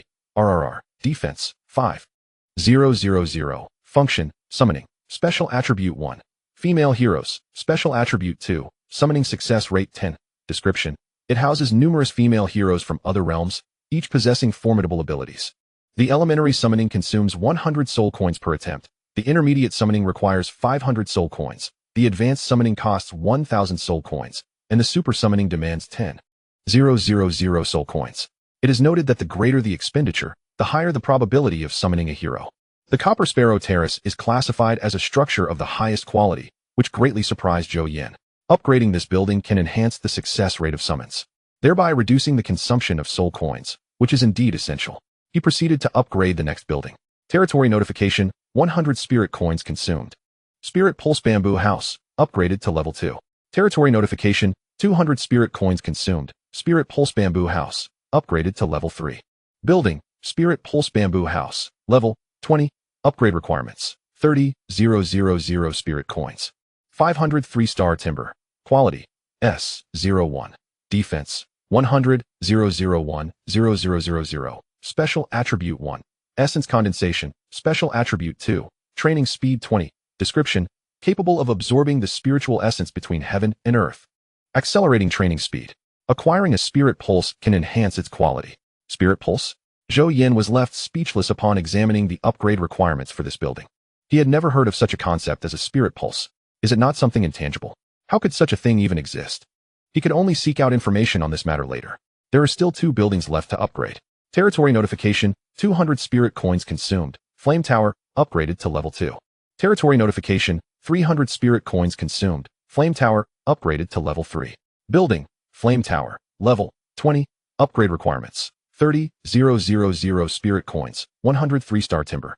50 3-star copper ore, quality, SS05.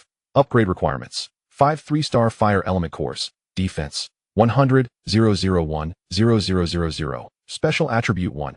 Unleashes a fireball to deal area damage to enemies. Special attribute 2. Every half hour.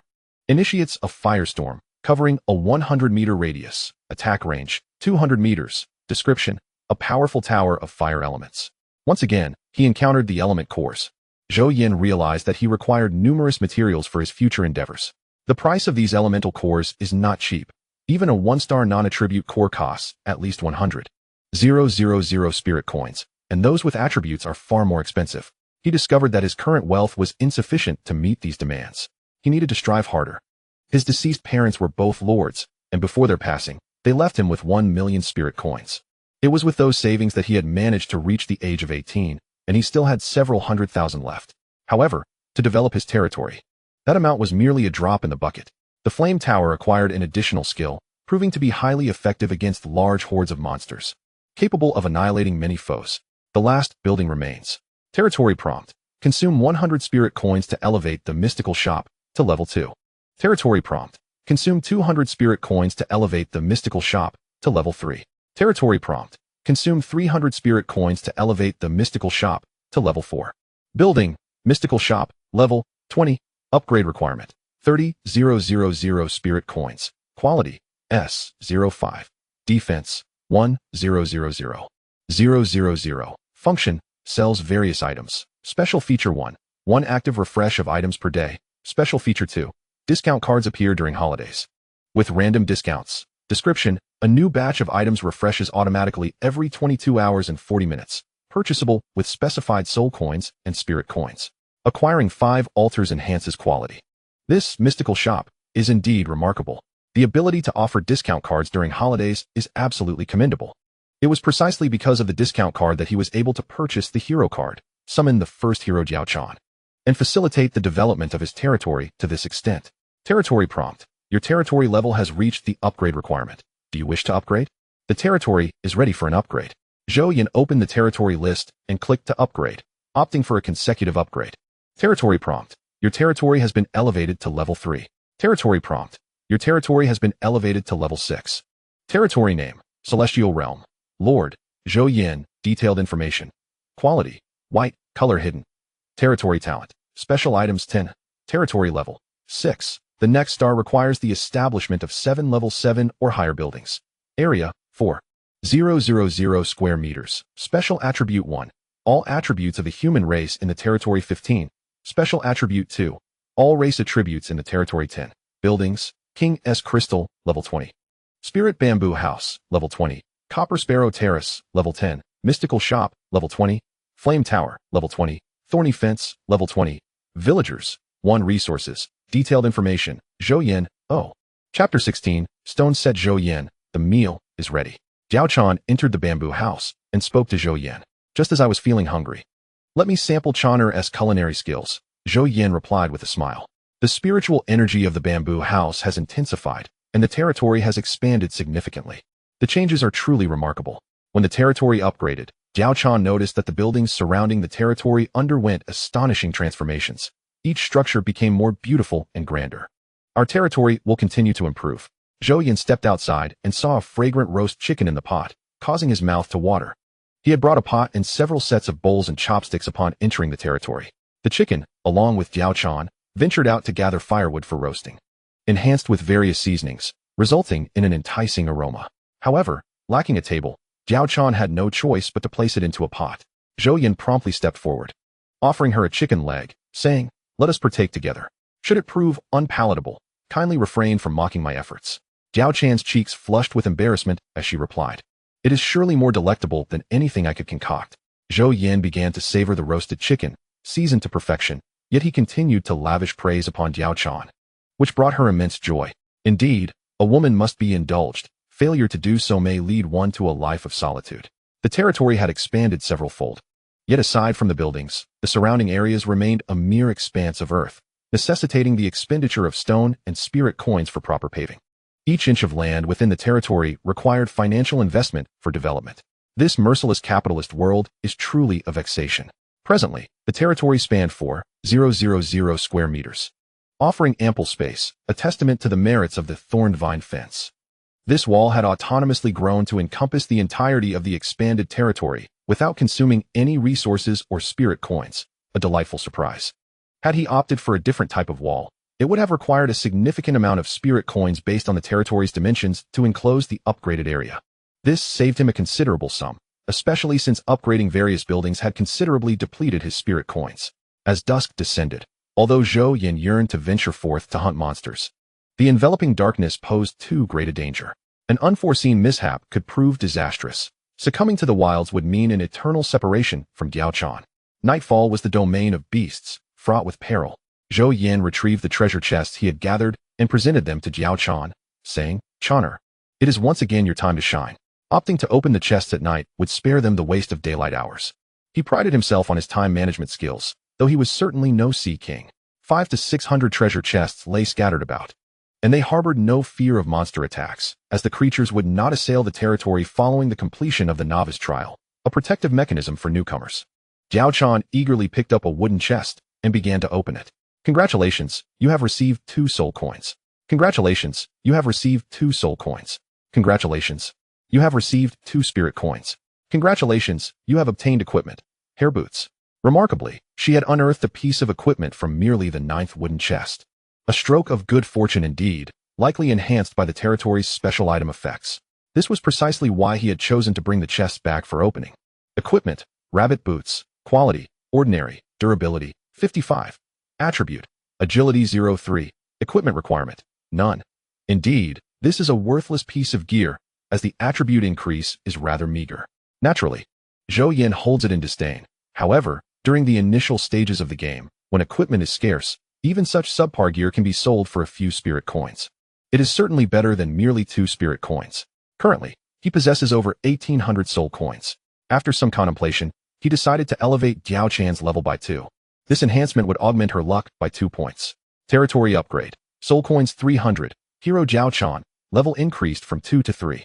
Territory upgrade. Soul coins 400. Hero Diao Chan, level increased from 3 to 4. Hero Diao Chan, gender, female, age, 19 race, human affiliated lord. Zhou Yan, quality, RRR, loyalty, 100, level, 4. Charm, 58, base 5. Luck, 18, base 1. Strength, 14, base 06. Constitution, 15, base 07. Agility, 14, base 08. Spirit, 21, base 15. Talent, Lotus Saint Body. Recovery speed 104, attack power 104. Skills, Lotus Swordsmanship, Sacred Lotus Technique. Special Attribute 1, the most beautiful woman of the 3 kingdoms, speed 104. Special Attribute 2. One of the 4 Great Beauties. All attributes 14. When all 4 beauties battle together, each additional ally grants an increase of 10 to all attributes. When all 4 beauties are present, all attributes rise by 100. Special Attribute 3. City-destroying beauty. Significantly enhances the loyalty of territory residents. Description: evolved under the influence of mysterious energy, base attributes increase tenfold. The most beautiful woman of the 3 kingdoms, a city-destroying beauty. Diao Chan's attributes have significantly improved.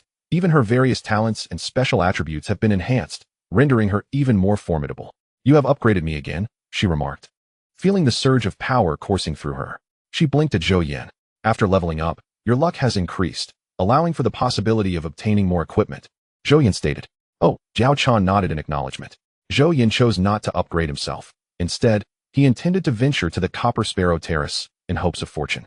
Channer continued to open treasure chests, unveiling 5 or 6 more, and once again, she unearthed a set of rabbit leather armor, with a defense attribute of 0.4. Also classified as a worthless item. However, wooden treasure chests are not exactly reliable for yielding valuable treasures. "Congratulations, you have received 2 soul coins." "Congratulations. You have obtained equipment, stone gauntlets." "This is new equipment." Zhou Yan examined its attributes. Equipment, stone gauntlets, quality, black iron, durability, 55, attribute, strength 3, equipment requirement, strength 1, a pair of gauntlets bestowing 3 points of strength with a modest requirement for wear. "A fine item," remarked Zhou Yan.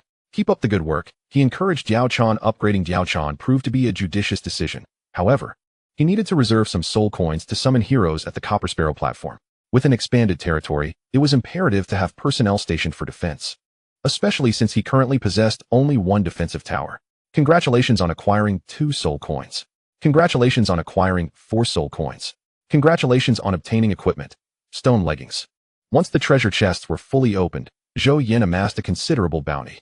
Soul coins, 1062 spirit coins, 387 common equipment, 87 pieces black iron equipment, 12 pieces. This brought his soul coins back to over 2,000.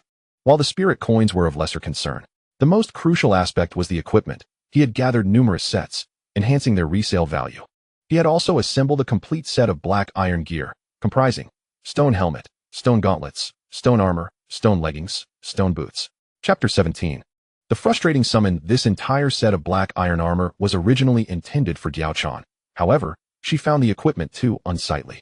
Given her formidable strength, she deemed these armors unnecessary. Thus Zhou Yan retained them for himself. In addition to this armor set, he had also unearthed several stone axes. The axes, useful for lumberjacking, could be wielded even without mastery of the lumberjacking skill, albeit at the cost of substantial stamina and time. Naturally, with a higher strength attribute, one could expedite the process. He had no time to lumberjack, so he resolved to sell the surplus equipment once he had set aside a full set. "Channer, you look splendid in that entire rabbit set." Upon turning around, Zhou Yan beheld Diao Chan adorned in a complete rabbit set, reminiscent of a bunny girl. The highlight was the rabbit helmet, with its sharply pointed ears, captivating his gaze. "Not at all," Diao Chan quickly retorted, stowing away the gear. These items could be easily summoned with a mere thought, allowing her to don them again whenever needed, an exceedingly convenient feature. Each individual could equip 6 basic pieces of armor, 1 weapon, and 2 rings. The 6 basic armor pieces consisted of helmet, gauntlets, armor, belt, leggings, and boots. However, the belt typically does not belong to armor sets. Some sets include it, but many do not. Certain weapons are classified as dual weapons, requiring both to unleash their full potential.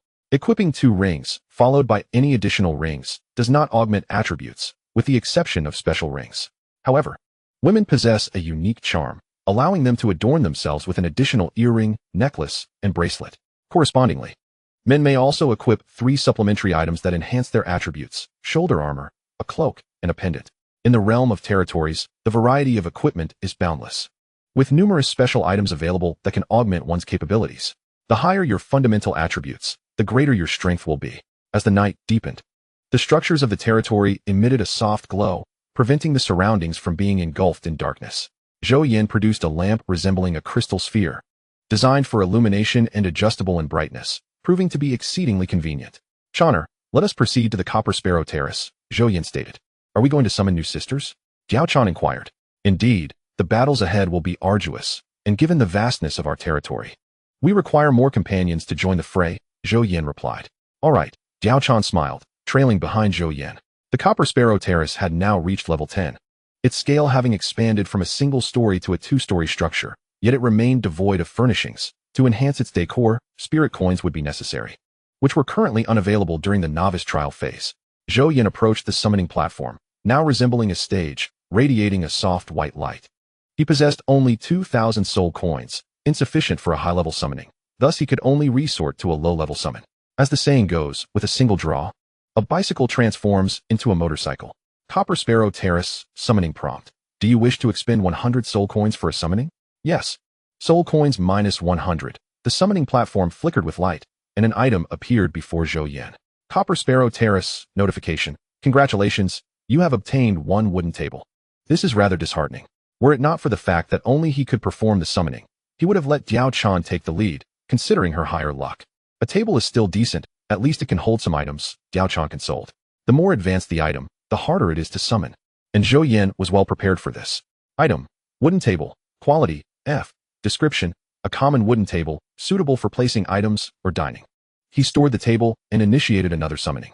One more draw, and a motorcycle transforms into a BMW. Soul coins minus 100, Copper Sparrow Terrace, notification, congratulations. You have obtained a women's corset. Zhou Yan, this is quite unfortunate. Goodness, I can't believe this could be summoned. Chaner, could you please take this? With Diao Chan, the beauty beside him, he felt too embarrassed to claim it himself. They say miracles happen with single draws, yet it all seems to be a deception. Perhaps it's better to attempt 10 consecutive draws. Zhou Yan commenced the 10-draw mode. Soul coins minus 1,000. Copper Sparrow Terrace, notification. Congratulations, you have obtained a light bulb. Hyuk platform. Notification. Congratulations on receiving a set of silk bedding. Hyuk platform. Notification. Congratulations on receiving a royal pillow. Hyuk platform. Notification. Congratulations on receiving a set of intimate apparel. Alas, I can no longer place my faith in lotteries. Indeed, those with unfortunate luck are ill-suited for such endeavors. After 10 consecutive draws, not even a bicycle graced my possession. My demands are not extravagant. I merely desire a companion. Why must it be so challenging? What is this? Diao Chan gazed curiously at the intimate apparel before her, her expression one of bewilderment. Zhou Yan, well, this is actually quite akin to the previous undergarment. Diao Chan, being a maiden of antiquity, had never encountered modern products. To put it plainly, she was as innocent as a blank canvas, in dire need of an artist of my caliber to paint upon her. Upon hearing this, Diao Chan's eyes widened. Her cheeks flushed anew, as she seized the undergarment and exited the Kyuk platform. Zhou Yan, is it wrong to speak the truth? Should I masquerade as a deceiver? Although the Kyuk platform can summon stunning beauties like Diao Chan, Zhou Yan soon realized that summoning was fundamentally a trap, one that entices one to leap in. Should he continue summoning? Or would it be more prudent to use the resources for upgrades? He pondered this dilemma. Perhaps a mid-level summon would suffice, as the low-level summons were utterly disappointing. He had just enough for one mid-level summon. Soul coins, 500, Hyuk platform, notification, congratulations on obtaining the skill book 7-star sword technique. Oh, a miracle, a skill book, a splendid find. Chapter 18, to be a behemoth or not to be a behemoth, item, 7-star sword technique, quality, S, description, the 7 stars return to their positions. The cosmos shifts, containing the celestial sword art of the 7 stars. Tian Shu sword, Tian Xian sword, Tian Ji sword, Tian Quan sword, Yu Hung sword, Kai Yang sword, Yao Guang sword. The 7 great sword techniques, united as one, exponentially enhance their power. Zhou Yan's eyes widened in astonishment as an overwhelming righteousness erupted from his lips. Incredible. I have obtained an S-quality sword technique. Zhou Yan was indeed exhilarated. It is known that items of S quality, regardless of their nature, begin at a value of no less than several billion spirit coins. Simply by selling this sword technique, he could effortlessly amass tens of billions of spirit coins. Moreover, such treasures are often scarce, inciting countless individuals to vie for them upon their appearance.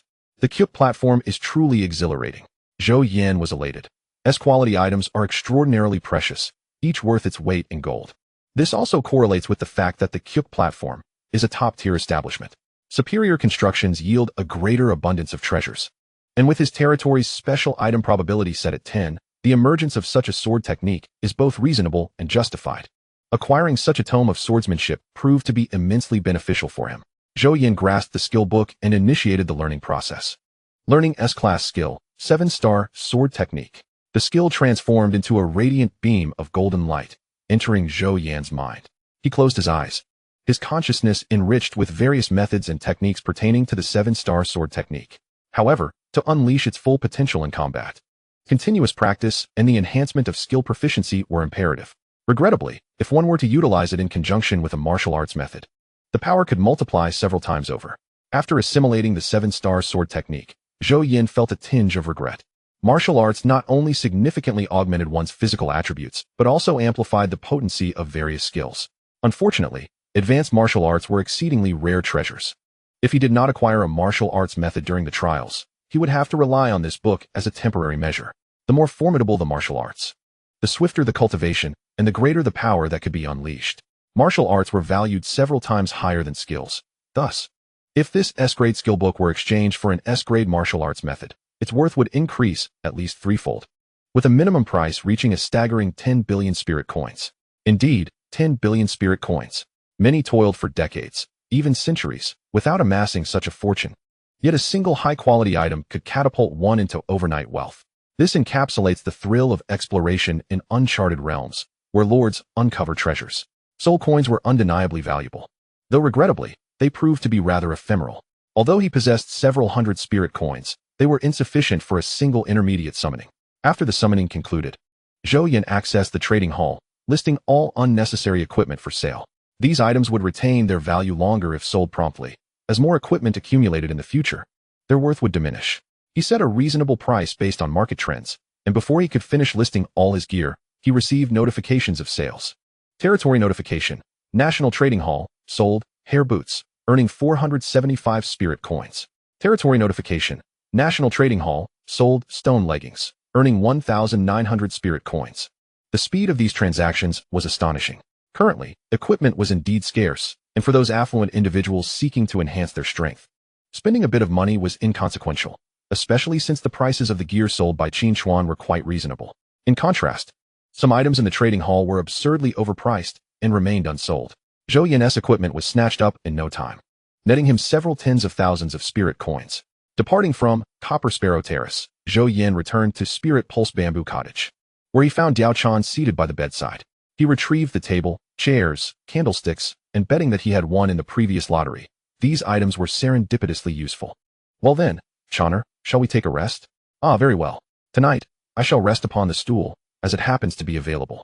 Diao Chan's delicate visage flushed slightly as she approached the stool, lowering her head in a display of shyness. This simply will not do. What if you catch a cold? You should sleep on the bed. It is spacious enough for both of us, remarked Zhou Yan hastily. Oh no, that would be inappropriate.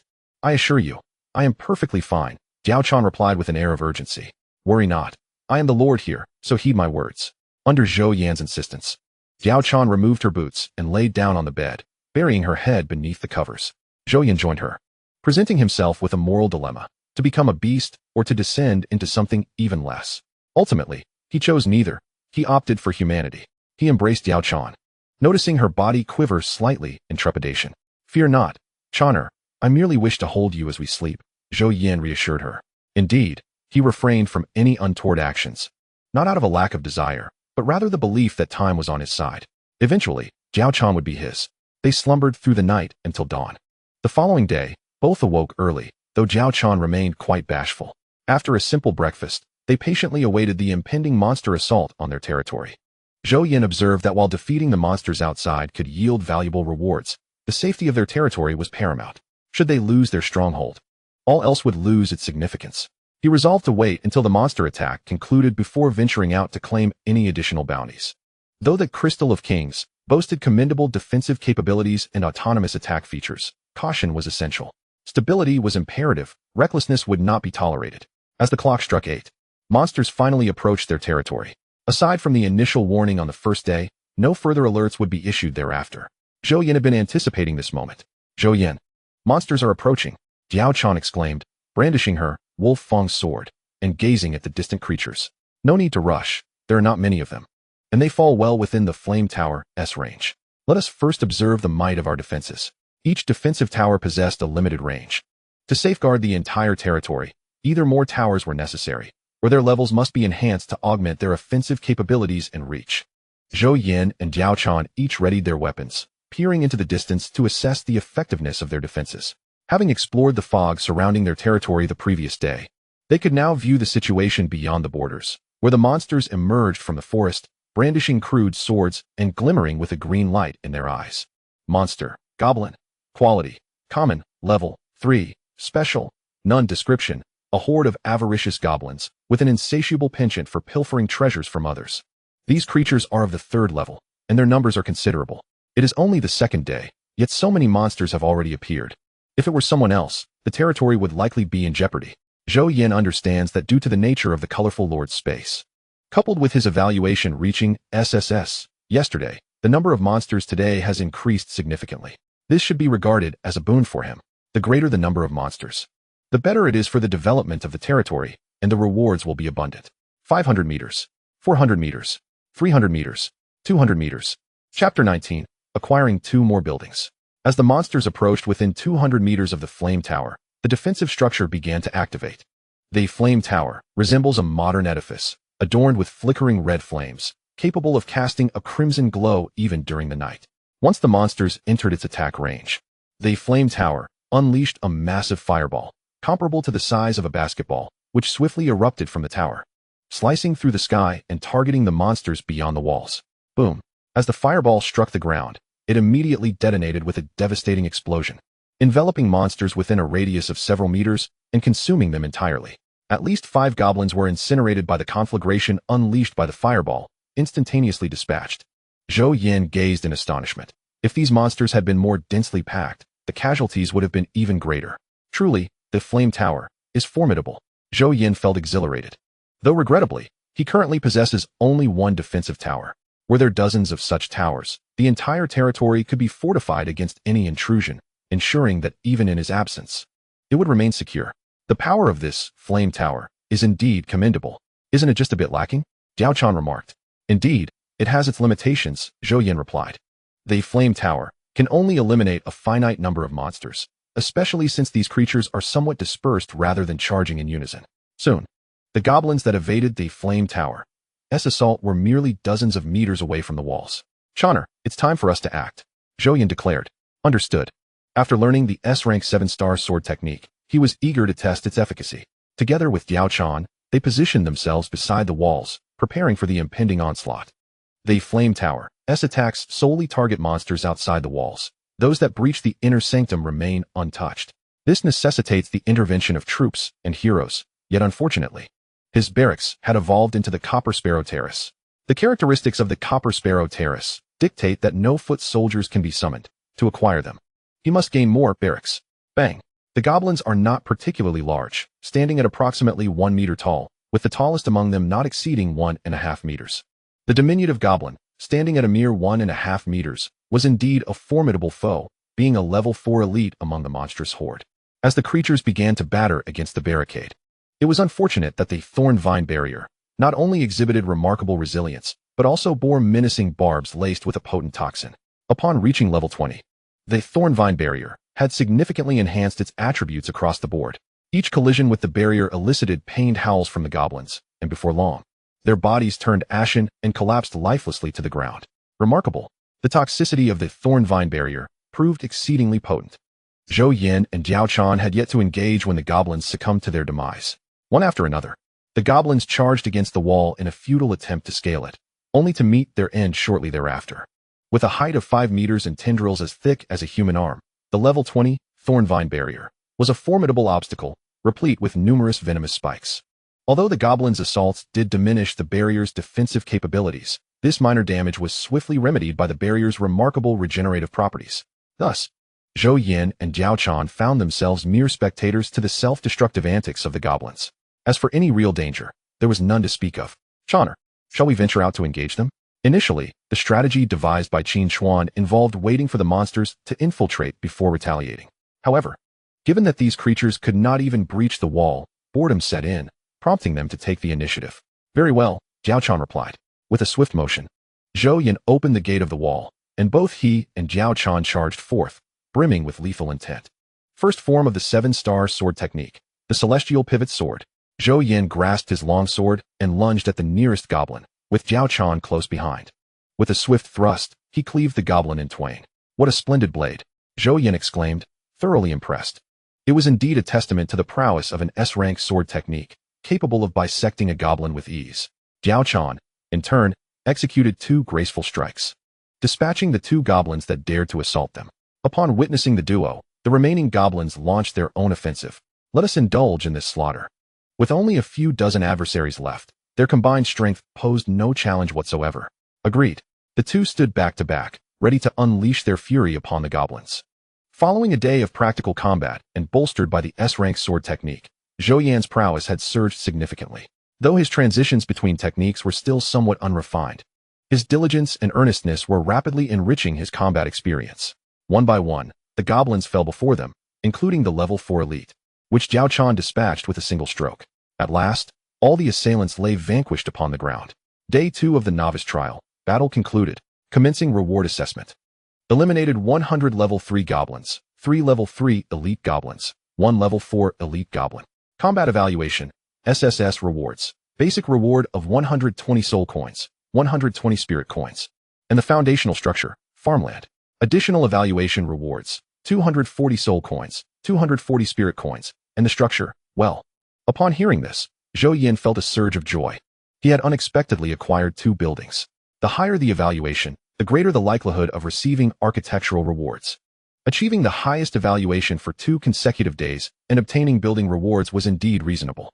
The prospect of receiving 2 building rewards over 2 days filled him with delight. When I entered, I brought along some food seeds, and I am curious to see what the farmland will transform into after its evolution. Zhou Yan glanced at the nearby treasure chests and said, Channer, let us collect the treasure chests. Certainly. Their battle concluded swiftly, lasting less than half an hour from start to finish. However, collecting these treasure chests consumed an additional 30 minutes of their time. Let us return and establish the buildings. Zhou Yan was eager to witness the transformation of the 2 structures. With an exhilarated heart, he selected a suitable location and commenced the construction of farmland. Ding. Constructing farmland. Farmland evolved into spirit field. Ding. Constructing well, evolved into spirit spring.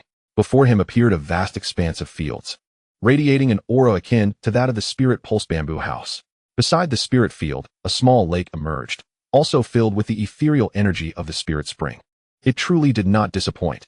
Let us examine the attributes of the 2 buildings. Building, spirit field, level 1, upgrade requirement, 0-100, quality, S-02, defense, 100,100, special attributes, accelerates maturation. Infused with spirit energy, description, a field brimming with spirit energy, capable of hastening crop maturation and imbuing crops with spiritual vitality. Requires 2 spirit fields for further evolution.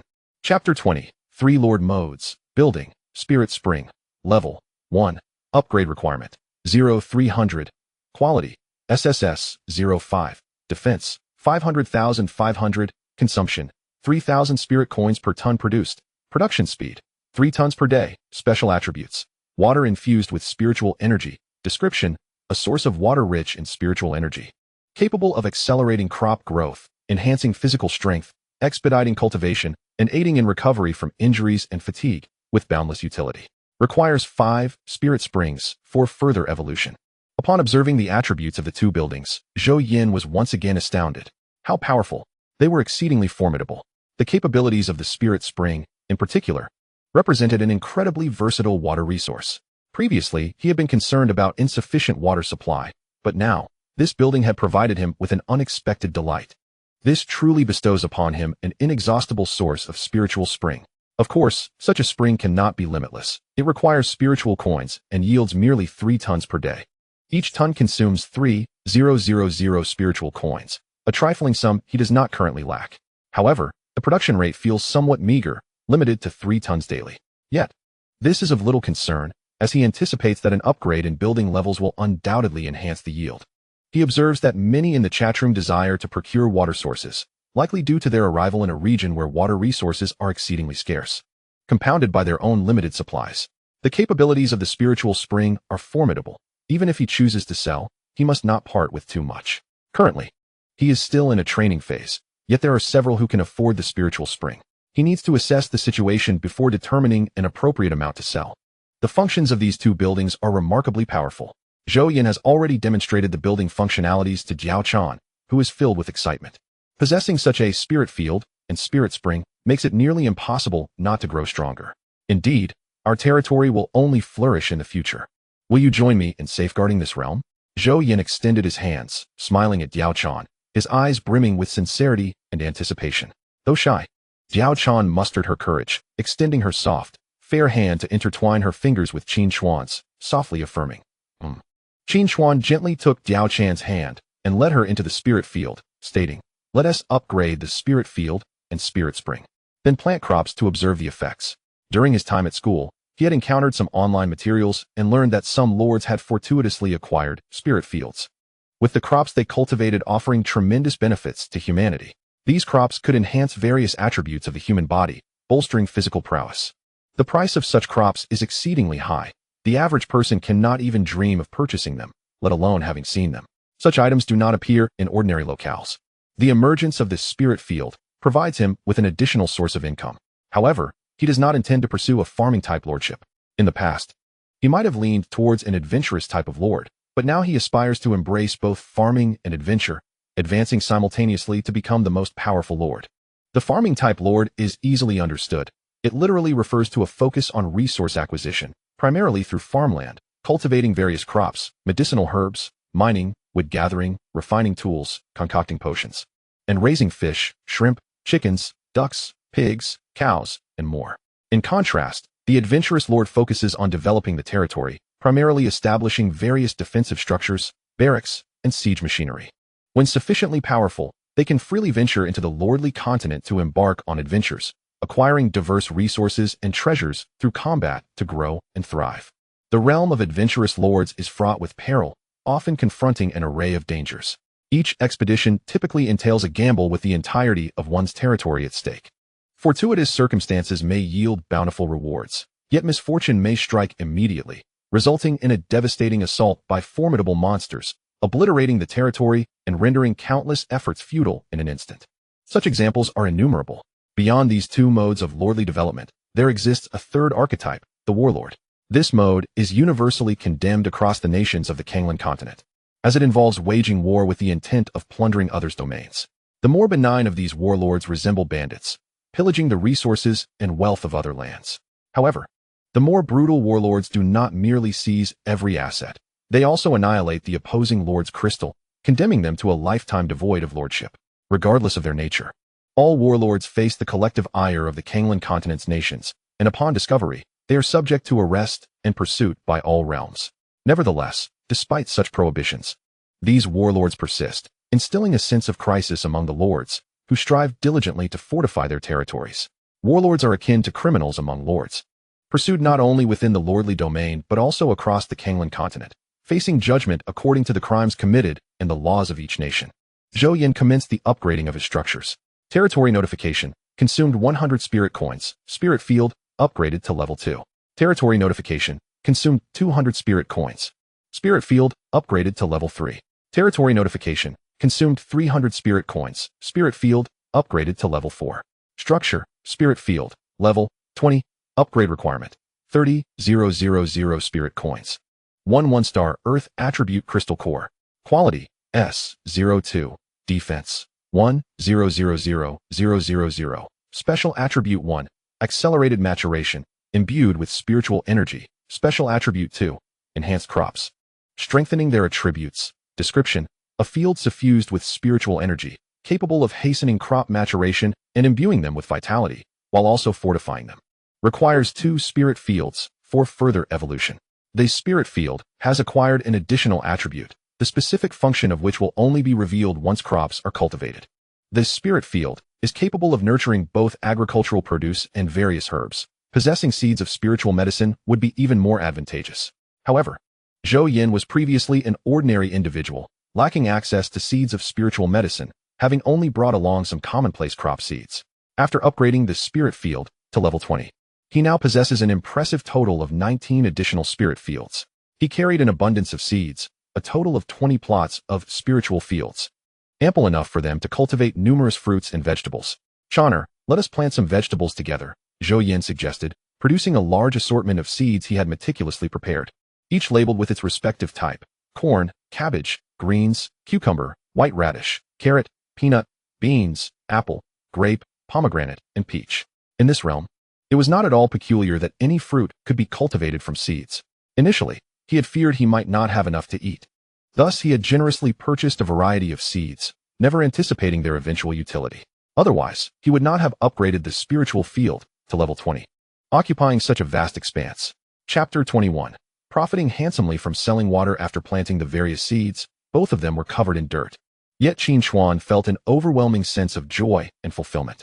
He relished a farming life alongside Diao Chan. However, he was acutely aware that to safeguard this beauty, one required formidable strength. Otherwise, should he encounter a scheming warlord in the Lord's continent, lacking the power to protect his territory would result in the ruthless destruction of this idyllic existence. Only through strength could one defend what they cherished. Only by instilling fear in one's enemies could one pursue their passions. Development was the undeniable truth. They approached the spiritual spring, and Zhou Yan remarked, "Let us savor the taste of this spring water." After washing his hands, he observed the dirt-laden state of his hands, which were swiftly cleansed by the spring's waters. Such an extraordinary ability. Zhou Yan smiled, cupping the spiritual spring in his hands, and began to drink. It was sweet, delightful, smooth, and utterly refreshing. There exists a saying, Nongfu spring is weak in comparison. Compared to this spiritual spring, the so-called Nongfu spring lacked even the merit of comparison. This spiritual spring was truly exquisite. Diao Chan took a sip as well, praising its flavor. Alas, they had no vessel to collect the water, or else they could have sold some of the spiritual spring. Suddenly, an idea illuminated Zhou Yan's mind as he began to search in the trading hall, entering bamboo. At present, bamboo was the only suitable material for holding water. To his delight, there it was. The world was vast, and there were always those in need. Luck would favor those who found themselves amidst bamboo groves. A wise lord would instruct their soldiers to fell bamboo for sale in the entire Kanglan continent. With its multitude of inhabitants, there would invariably be demand for such items. Upon examining the prices, he found them quite reasonable. Several lords had set fair prices. One individual even displayed their territory's name. However, the majority opted to conceal their territory names when selling goods. Zhou Yan, too, chose to remain anonymous in his transactions. A lord named Little Sweetheart had the most reasonable price, 10 spirit coins per bamboo stalk, with 100 listed. He could not be bothered to add the individual as a friend and promptly purchased them all. Territory notification, National Trading Hall, purchase of 100 bamboo stalks, consuming 1,000 spirit coins. With the acquisition of 100 bamboo stalks, Zhou Yan retrieved them from his personal lord space. Meanwhile, in the vast expanse of space, a lord named Little Cutie was taken aback upon receiving the territory notification. Her round, sparkling eyes reflected her astonishment, as she had not expected that the beads she casually put up for sale would be purchased en masse. With a glimmer of delight in her eyes, she refrained from raising the price and instead listed the same quantity of bamboo at the same price. Clearly, there was not much demand for bamboo. After waiting for a while and noticing that no further purchases had been made, she remained undeterred. After all, the bamboo was abundant for her, akin to a gift. She even instructed her residents to venture out and gather more bamboo, intending to sell even more. Zhou Yan cut the bamboo into segments and said, "Chaner, come help me fill these with water. They will be immensely useful." "All right," Diao Chan replied, her intelligence sparking a realization that Zhou Yan intended to sell this spiritual spring water. However, she curiously asked, why not use the water to irrigate the fields first? The upgraded spiritual spring would yield higher quality. Don't you think water produced from a superior spiritual spring would have a better effect on the crops? Zhou Yan had already contemplated this matter. Oh, I see. Diao Chan finally understood, realizing she had not considered it deeply enough. She cast a thoughtful glance at Zhou Yan, recognizing his meticulous nature. Before long, the bamboo was filled. Each container was nearly full, and for slightly larger ones, he filled them with double the amount. Each container held approximately 100 milliliters. Qin Chuan checked the trading hall for spiritual springs and found none available. However, he did discover some items related to spiritual water, specifically in the International Trading Hall, where he found a type of exquisite nectar that undoubtedly surpassed the quality of spiritual springs. Yet, the supply was limited. It showed 100 milliliters, but was priced at a staggering 100,000 spirit coins. This price was outrageous, resulting in no inquiries. Zhou Yan pondered this. Level 1 spiritual springs required prolonged use to enhance physical attributes. Thus, he set the price for one container at 1,000 spirit coins. This was akin to selling a bottle of mineral water for 1,000, equating to a sale of 10,000 spirit coins for a liter. He grouped 10 containers together, totaling 1 liter of water. He priced this set at 10,500 spirit coins, ensuring that the spirit coins he received amounted to a neat 10,000, making calculations straightforward. Territory notification. International Trading Hall sold a set of spiritual spring water, earning 10,000 spirit coins. Just as he finished listing the spiritual spring water, Zhou Yan was astonished to see that the set was sold out almost instantaneously, a speed that caught him off guard. Were these individuals vigilantly monitoring the trading hall? Territory announcement. National Trading Hall, selling a set of 1-star spirit spring water, earning 10,000 spirit coins. He initially intended to announce his listing in the chat room immediately after, but to his surprise, he was given no opportunity. In a short span of time, Zhou Yan had amassed over 100,000 spirit coins from selling water. A truly astonishing speed. Subsequently, he received a series of notifications. Territory announcement. The hidden seller you are selling at National Trading Hall has attracted attention. Territory announcement. The hidden seller you are selling at National Trading Hall has garnered the attention of the Lord of Wangyue Pavilion. Territory announcement. The hidden seller you are selling at National Trading Hall has caught the attention of Penguin Group's 100th Yang Fei. This was easily comprehensible. Although his seller identity was concealed, some individuals found the items he was selling rather appealing and sought to establish connections. Furthermore, once he listed any item, others could check the transaction information and promptly choose to follow him. However, they could not contact him unless they utilized special items to add him as a friend, just as Qin Yao had done previously. Naturally, after receiving their attention, he could disclose his territory name, but Zhou Yan, wishing to avoid complications, chose to ignore them. Within his territory, as long as he refrained from revealing any information, it remained challenging for others to discover him, unless they utilized particularly unique items. Akin to the friend-adding tool Qin Yao had used, the number of individuals observing him began to rise. It was clear that many were curious about the source of his spirit spring and even expressed interest in bulk trading. He opted to disregard them, believing that if they wished to purchase, they should do so in the trading hall, as he had no time to entertain these individuals. Nonetheless, Zhou Yan opened the chat room. National channel. Astonishing. Spirit spring has appeared in the trading hall. Who is this fortunate individual? Did they venture into the misty area and discover such treasures the very next day? There are still many available, but unfortunately, I lack the funds. Should I consider purchasing some? Spirit springs are indeed remarkable. They can be consumed, used for irrigating crops, and even for bathing. Are you out of your mind? Bathing in Spirit Spring? You must be squandering a treasure. Seeking information on the Spirit Spring owner, I am from Penguin Group and sincerely wish to purchase a large quantity. I represent Jingdong Group and hope the friends selling Spirit Springs will contact me. I guarantee satisfactory pricing. I am a private lord, operating a farming model. Could you kindly disclose the source of the Spirit Springs, young sir? Chapter 22. The Great Fertilizing Effect of Spirit Springs. For updates today, Zhou Yan clearly did not anticipate that others would promote his Spirit Springs for free, and it was no wonder so many were interested in him. This was advantageous, allowing him to earn even more. He once again examined the price of bamboo and discovered that another 100 stocks had been listed, this time by the lord known as Little Cutie. Without a moment's hesitation, he swiftly purchased the bamboo, along with several other bundles from different lords, as their prices were only marginally higher. At this point, he was utterly indifferent to such trifling expenses. Territory notification. National Trading Hall purchased 100 stocks of bamboo, expending 1,000 spirit coins. Territory notification. National Trading Hall purchased 10 stocks of bamboo, expending 120 spirit coins. Territory notification. National Trading Hall purchased 50 stocks of bamboo, expending 600 spirit coins. His spirit spring, after all, was merely a 1-star spring, and he felt no remorse. Unbeknownst to Zhou Yan, after he swiftly acquired the bamboo once more, Little Cutie was equally astonished, gleefully selling off her entire stock of bamboo at the same price. Naturally, Zhou Yan took notice of this development, realizing he would require a considerable amount of bamboo for the novice trials, and thus chose to follow her, albeit opting to conceal the name of his territory. Upon receiving the notification, Little Cutie was intrigued, believing this individual must be the one purchasing her bamboo. However, upon inspection, she found his name to be hidden. Little Cutie. Logically, one would expect the buyer to initiate a conversation to discuss the purchase of bamboo. Yet, he had merely chosen to follow her without engaging in dialogue. It was reasonable. After all, if he wished to converse, he could have easily sent a private message. Considering her name was not concealed, truly an odd individual, Little Cutie dismissed the oddity. Since he needed bamboo and she had it available, she resolved to harvest as much bamboo as possible to sell. In Zhou Yan's territory, he began filling water once more alongside Diao Chan. It was uncertain how much he filled, but after completing a batch, he immediately listed it for sale, each time being met with lightning speed purchases. Those who followed him were anxious not to miss out.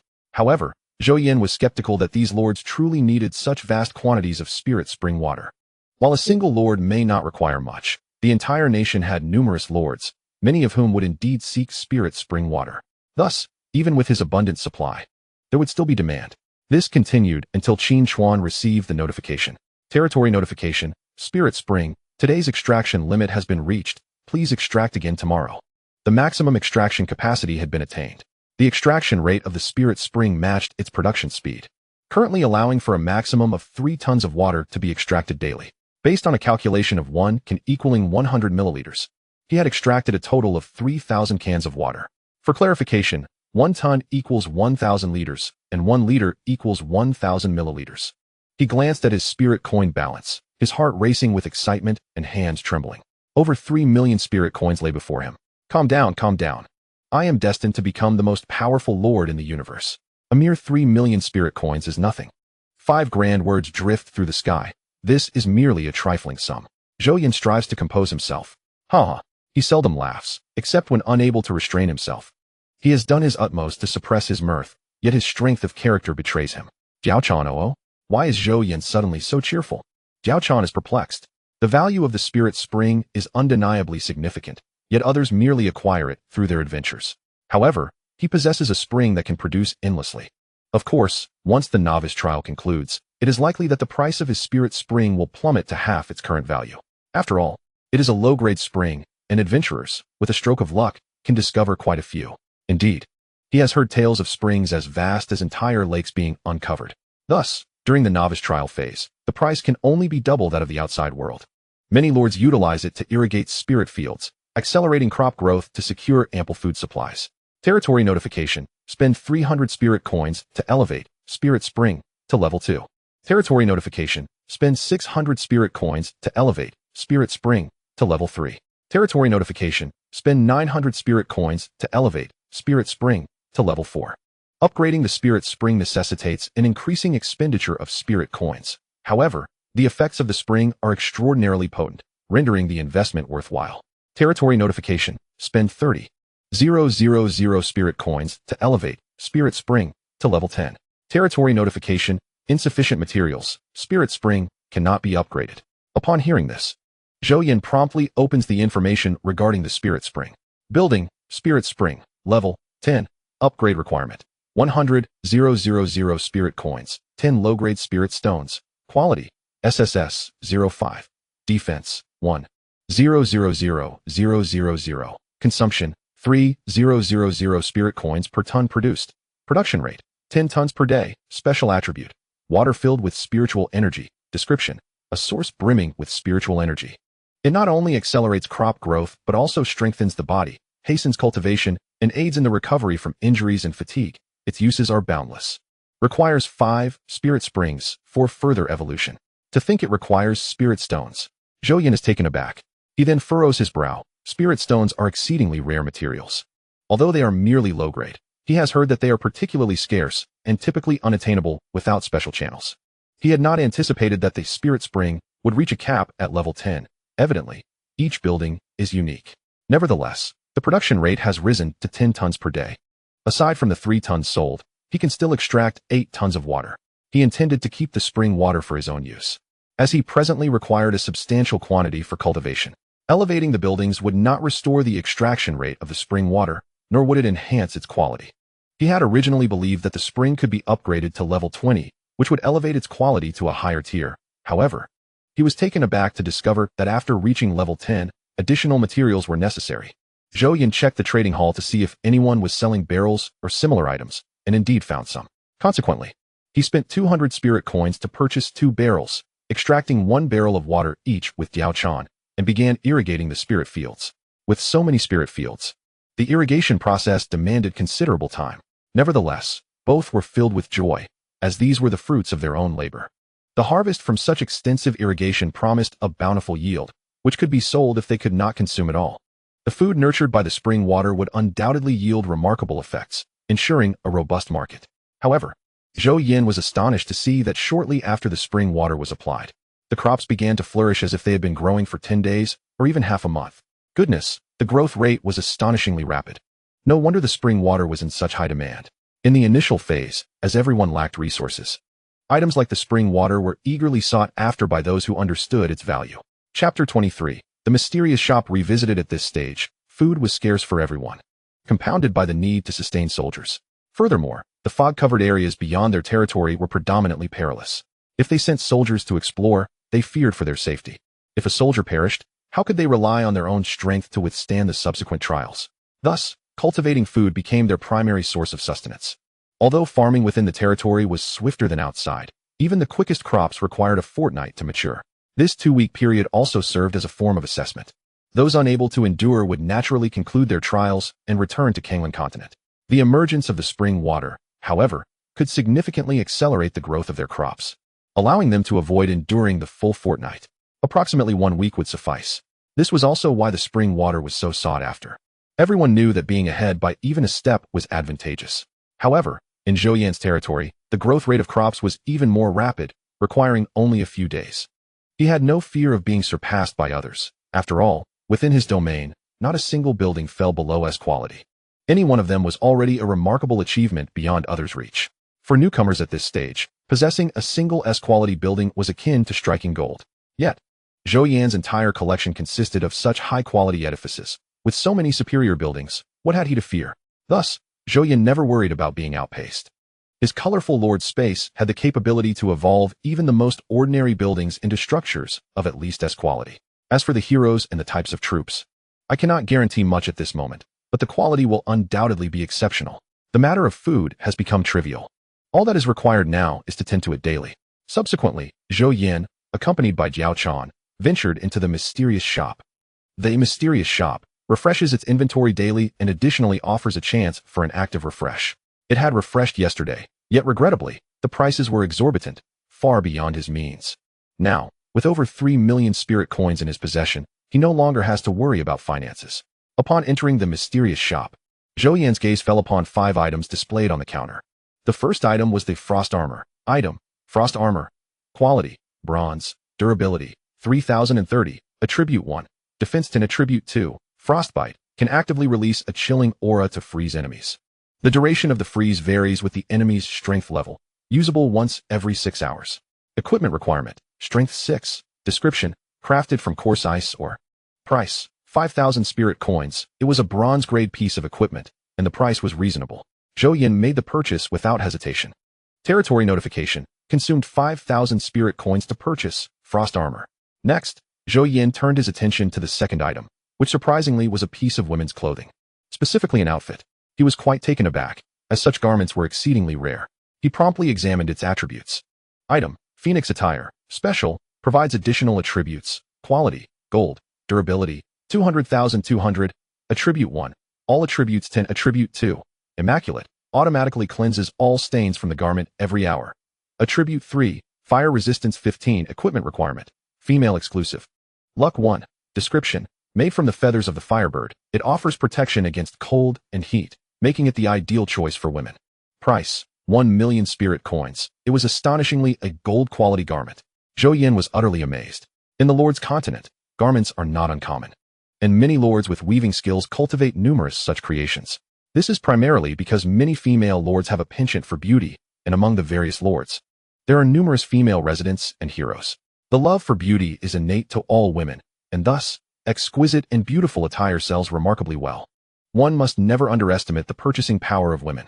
As a certain comrade once remarked, behind every successful man stands a woman, and I have countless women behind me.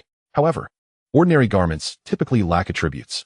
Even those with attributes, if they do not possess the special, provides additional attributes, claws, can only serve as decorative pieces, failing to enhance any attributes whatsoever. Yet, despite this, many women continue to adorn themselves.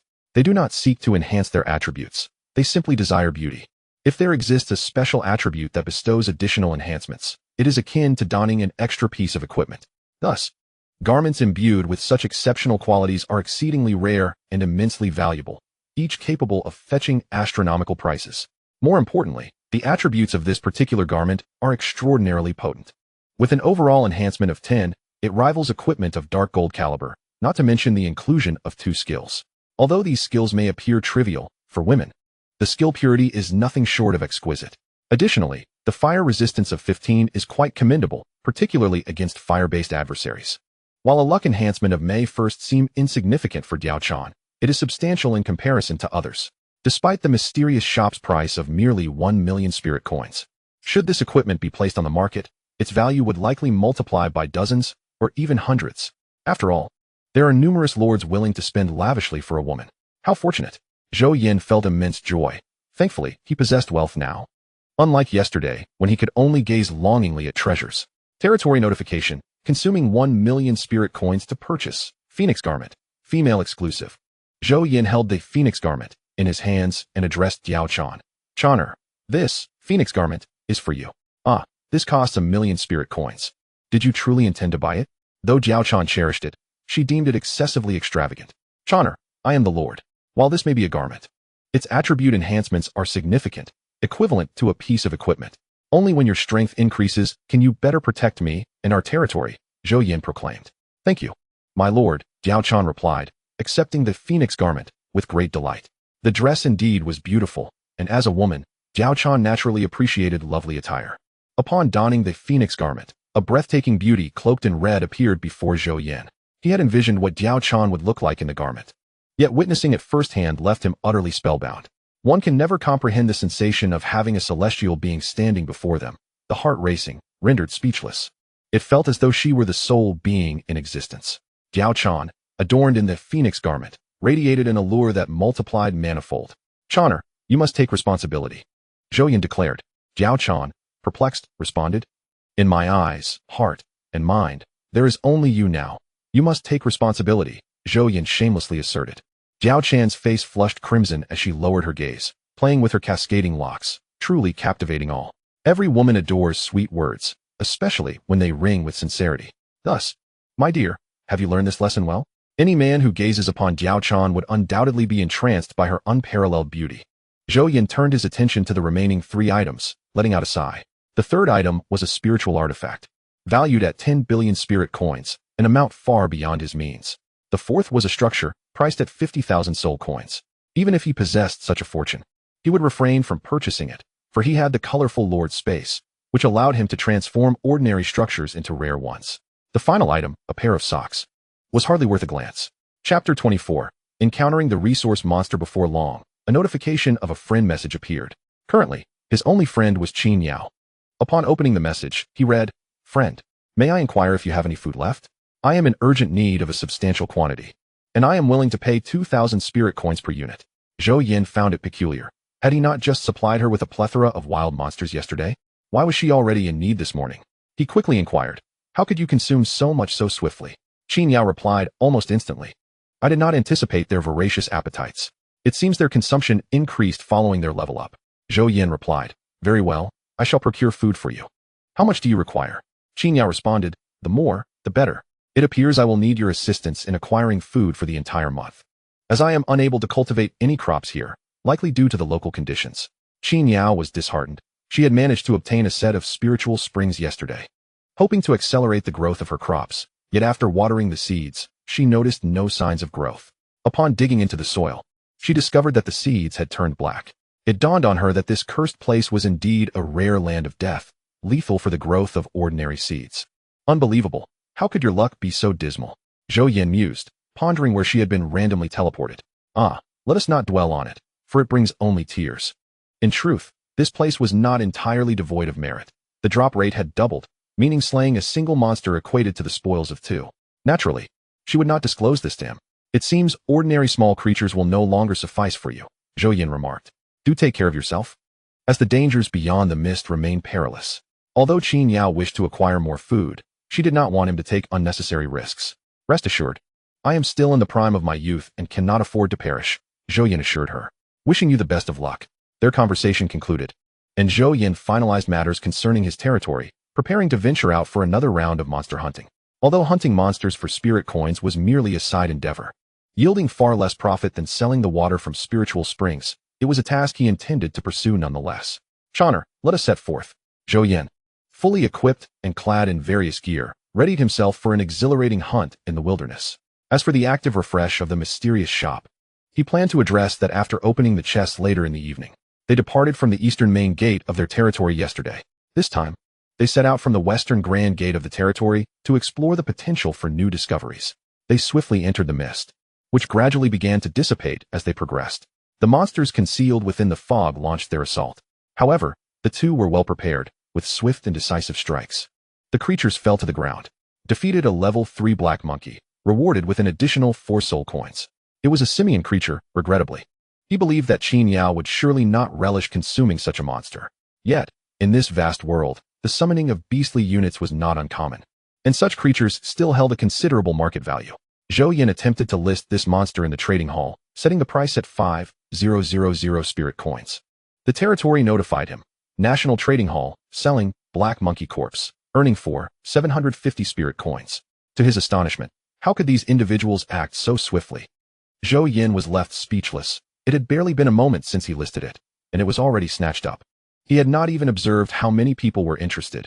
With hundreds of thousands of lords hearing about his offering, it was only natural that someone would seize the opportunity. Thus, he harbored no concerns about the creature's marketability. Soon after, they encountered another wave of monsters. A nimble leopard pounced from a tree towards Zhou Yan, its jaws wide open, ready to bite. With a flash of his sword, Zhou Yan unleashed the Tianqian sword from the 7-star sword, swiftly dispatching the creature. Defeated a level 5 Shadow Hunter leopard, rewarded with an additional 6 soul coins. A level 5 monster. Zhou Yan was taken aback. He had not anticipated facing such a formidable foe. Under normal circumstances, at his level 2, he would stand no chance against this level 5 beast. However, bolstered by his equipment and skills, he was able to deliver a fatal blow, which was truly terrifying. Of course, upon leveling up, he received 12 attribute points. And with each level, he had the freedom to allocate an additional 10 points, far surpassing his peers. With his current attributes, even when confronted with level 8 or 9 monsters, he would not find himself at a disadvantage. This leopard was significantly larger than creatures like rabbits, and he estimated it could fetch at least 20,000 spirit coins. Such was the high yield of the wilderness, provided one possessed the requisite strength. Subsequently, they discovered several other types of monsters, level 3 burrowing moles and level 4 horned deer, and in considerable numbers. There were at least dozens of horned deer. A stroke of good fortune. Zhou Yan and Diao Chan charged toward the horned deer. The creatures showed no fear. Upon seeing them, they instinctively launched an attack. Zhou Yan's sword techniques varied endlessly. He practiced the 7-star sword technique, continuously adapting and honing his combat experience. Defeated a level 4 horned deer, rewarded with an additional 5 soul coins. Defeated a level 4 horned deer, rewarded with an additional 5 soul coins. After a few minutes, they had successfully vanquished dozens of level 4 deer, and Zhou Yan swiftly cleared the battlefield, collecting both the deer carcasses and treasure chests. Fortune favored them this time, as they uncovered several black iron treasure chests. By noon, the duo traversed the fog, slaying monsters and exploring a vast area shrouded in mist, only to encounter increasingly formidable foes. After a modest meal of their provisions, they resumed their expedition into the depths of the fog. Before long, they stumbled upon a peculiar group of creatures. These monsters appeared to be of the wood element. Caution was warranted as they decided to assess their attributes first. Zhou Yan scrutinized the information regarding these creatures. Monster, Vinewood Demon, Quality, Elite, Level 5, Special, Resource Monster, Description. This is a unique group of resource monsters. Upon defeat, they will transform into usable timber. Another elite monster. Zhou Yan was astounded. Just yesterday they had encountered a cluster of stone resource monsters, and today they faced a swarm of vine wood resource creatures. What splendid luck. Channer, you truly are my lucky star. Zhou Yan praised earnestly. Diao Chan felt a surge of joy at his compliment, pondering whether her presence indeed brought him such good fortune. Attack. Defeated level 5 elite Vinewood Demon. Additional reward of 10 soul coins. Defeated level 5 elite Vinewood Demon. Additional reward of 10 soul coins. Defeated level 5 elite Vinewood Demon.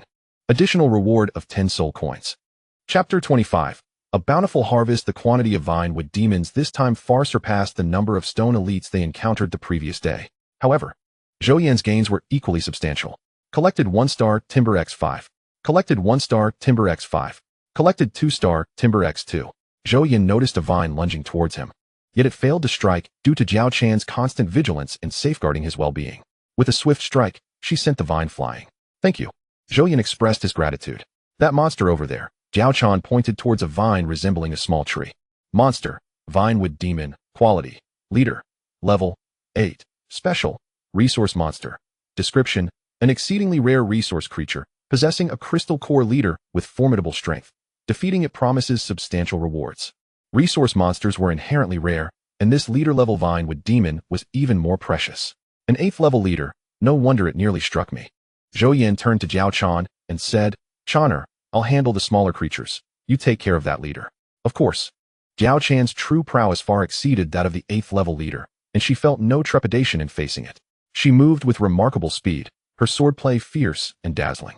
In the face of the surrounding wooden vines, she danced gracefully, severing them all in twain. The monster could not land a blow upon Diao Chan's form. Instead, it found itself vanquished by her skillful strikes. As Diao Chan swiftly approached the leader, the creature was not idle, launching countless vines in her direction. Employing the lotus sword technique, each strike from her blade resulted in the severing of vines. The ground was littered with numerous remnants of the vines. Her attack speed matched only by her agility. The sword flowers swirled around her as she pierced the leader multiple times, reducing it to a glittering heap of materials. Much to Zhou Yan's exhilaration, this was indeed a tremendous bounty. Defeated level 8 leader, Wood Demon, additional rewards, 240 soul coins, 240 spirit coins, basic building chest. Zhou Yan was taken aback. To vanquish a wilderness leader and receive additional architectural rewards was a revelation. It was his first encounter with such a phenomenon, and he wondered if it had occurred before. Wilderness exploration was inherently challenging for newcomers, let alone the feat of defeating a leader-level creature. This was a hidden reward in itself. The newcomer trial was brimming with boundless opportunities, with the extent of rewards contingent upon individual effort. With the extraordinary assistance of Diao Chan, akin to a cheat, it was difficult for Zhou Yan not to grow in strength. He decided to wait until he returned to his territory to open the treasure chest. For now, he would focus on eliminating the remaining wood demons in the vicinity. After clearing the lesser foes surrounding the leader, Zhou Yan began to collect the spoils from the defeated creature. Collected, 3-star wood X10. Collected, wood demon seeds X8. Collected, 1-star wood core X1. Collected, 1-star wood X100. Collected, 2-star wood X50. Collected, bronze chest X1. Indeed, the spoils from a leader were abundant and varied. While most items were straightforward, one in particular puzzled him, the wood demon seeds. Zhou Yan clicked to view its properties. Item, wood demon seeds. Quality, D. Description, seeds that may rarely materialize upon the death of a wood demon leader. Capable of being planted in the territory to aid in repelling invaders. Maximum growth level, 10. Such a thing existed. Zhou Yan was astounded. This was indeed a matter of fortunate luck. Had it not been for Diao Chan's intervention, it was unlikely such seeds would have appeared. This was tantamount to adding 8 guardians to his territory. However, the growth potential of these wood demons was rather limited, capping at level 10. While they might serve some purpose in the novice stage, their utility would diminish as time progressed. Nonetheless, having them was better than not at all. And Zhou Yan paid little heed to the limitations. His Thornvine Fence requires wood-based crystal nuclei to level up, but unfortunately, it is only a 1-star item and holds little value. Nevertheless, such items are always useful to keep. They spent considerable time eliminating all the surrounding vinewood monsters. This time, the treasure chests far exceeded those from yesterday. After progressing a considerable distance, they found that the monsters were sparse, with only a few level 6 or 7 wailing wild boars. After vanquishing them, they planned to retrace their steps through the unexplored misty area. They encountered no significant dangers along the way, primarily due to their overwhelming strength, as there were no monsters above level 10 to pose a threat. They remained outdoors until dusk before returning to their domain, feeling quite exhausted. Zhou Yan experienced a blend of joy and fatigue. Upon returning to the Spirit Vein Bamboo House, powerful spiritual energy surged into his body, enhancing his physical attributes. His messages reappeared, and apart from Qin Yao, there was no one else. He had been so focused on slaying monsters that he nearly forgot about her. Upon checking, he discovered dozens of messages. The latest one read, "Qin Yao, are you there?" Zhou Yan quickly replied, "Yes. If it weren't for our ability to communicate, I would have thought you had encountered misfortune." Qin Yao responded. Zhou Yan quickly explained, "How could that be? I simply couldn't afford to be distracted during battle, which is why I hadn't contacted you." This was indeed the case. Qin Yao realized that she had been a bit too eager. Zhou Yan initiated a trade, and Qin Yao promptly accepted, curious about his loot for the day. When Zhou Yan placed a large pile of monster corpses into the trading slot, Qin Yao was left speechless, though she had anticipated that he would have considerable spoils. Witnessing the actual bounty left her feeling utterly underestimated. Goodness, how many monsters did he slay? Qin Yao rubbed her eyes, realizing this was no dream. At this stage, this individual had managed to kill so many monsters. Was he even human? Wait a minute. This is a level 7 wailing wild boar. What on earth is this guy?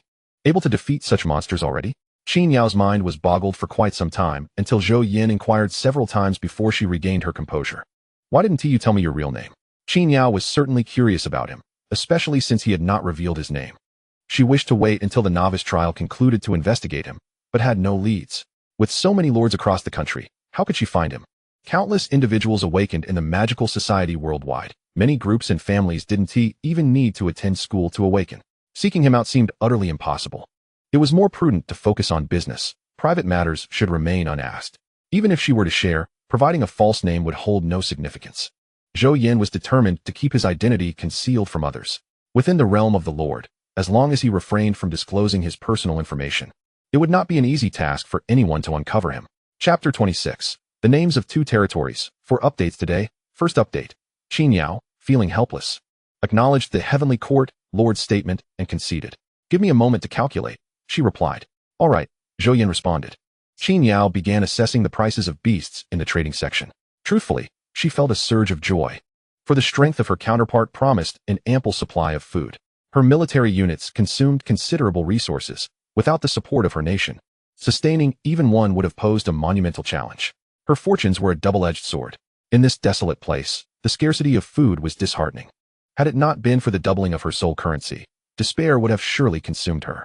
The inability to cultivate crops would have driven anyone else to the brink of madness. The heavenly court, Lord had managed to commence exploring the mists within 2 days and had even vanquished an 8th-level monster. This prowess truly astonished her. Even her dragon knights could only contend with 5th-level creatures. In order to forge a fruitful alliance, she offered a generous price, even surpassing the market value. This was a strategic move, and she believed her superiors would undoubtedly support her. After completing her calculations, Qin Yao set the transaction amount at 2 million spirit coins. 2 million? Zhou Yan was taken aback. Although he had not calculated precisely, the value of these wild creatures could not possibly reach that sum. It should be over 1 million, considering he had dispatched numerous monsters and food was currently scarce. In a few days, its worth would diminish. Had he overpaid? Zhou Yan sent a message back. You haven't overpaid. I can't let you toil in vain. Rest assured, sister, I have plenty of spirit coins. Qin Yao replied. Well, she was indeed formidable, utilizing her nation's resources with such audacity. He decided to be forthright, responding, all right, as long as you need food, just reach out to me. I have a batch of resources to provide. After concluding the transaction, Zhou Yan placed another pile of timber onto the platform. He realized that his buildings did not require timber for upgrades. Logically, they should, but he was not well versed in the upgrading methods for high-quality structures, leaving him perplexed. It was also possible that none of his buildings required such materials, which would significantly streamline his tasks, sparing him the time spent procuring these resources. So much timber. Goodness. Even 3-star timber is included. What kind of monsters did he slay to acquire such materials? Qin Yao was utterly astonished. Qin Yao initially believed she had already encountered a considerable surprise, yet she soon discovered that this individual was determined to torment her further, leaving her utterly astonished once again. Qin Yao was truly at a loss for words. Where on earth did all this timber come from? His territory must possess abundant resources, and the strength of the monsters was precisely within her manageable limits. Could it be that this person was the fated child of destiny? Doubts began to creep into her mind. Such occurrences were not unheard of, yet having experienced it herself, she could not help but feel a twinge of envy. The Kanglan continent boasted a rich history filled with countless legendary lords, each with their own unique opportunities. The materials she had received were indeed timely, prompting her to transfer 500,000 spirit coins to Zhou Yan once more. Zhou Yan was left speechless. The funds at her disposal were truly formidable, spent without a moment's hesitation. Naturally, if someone were to provide boundless financial support for his construction endeavors, he too would spend without a second thought. In total, she had granted him 2 million spirit coins. After a brief exchange of pleasantries, they each turned their attention to their respective tasks. Zhou Yan began by upgrading his territory. Territory notification. Your territory has been upgraded to level 7. Territory notification. Your territory has been upgraded to level 8. Territory name. Heavenly Court can be renamed Lord Zhou Yan. Detailed information. Quality. White. Color hidden. Territory talent. Special items 10. Territory level 8. Next level requires the establishment of 9 buildings of level 9 or above. Area. 8,000 square meters. Special attribute 1. All attributes of human race in territory 15. Special attribute 2. All clan attributes in territory 10. Buildings.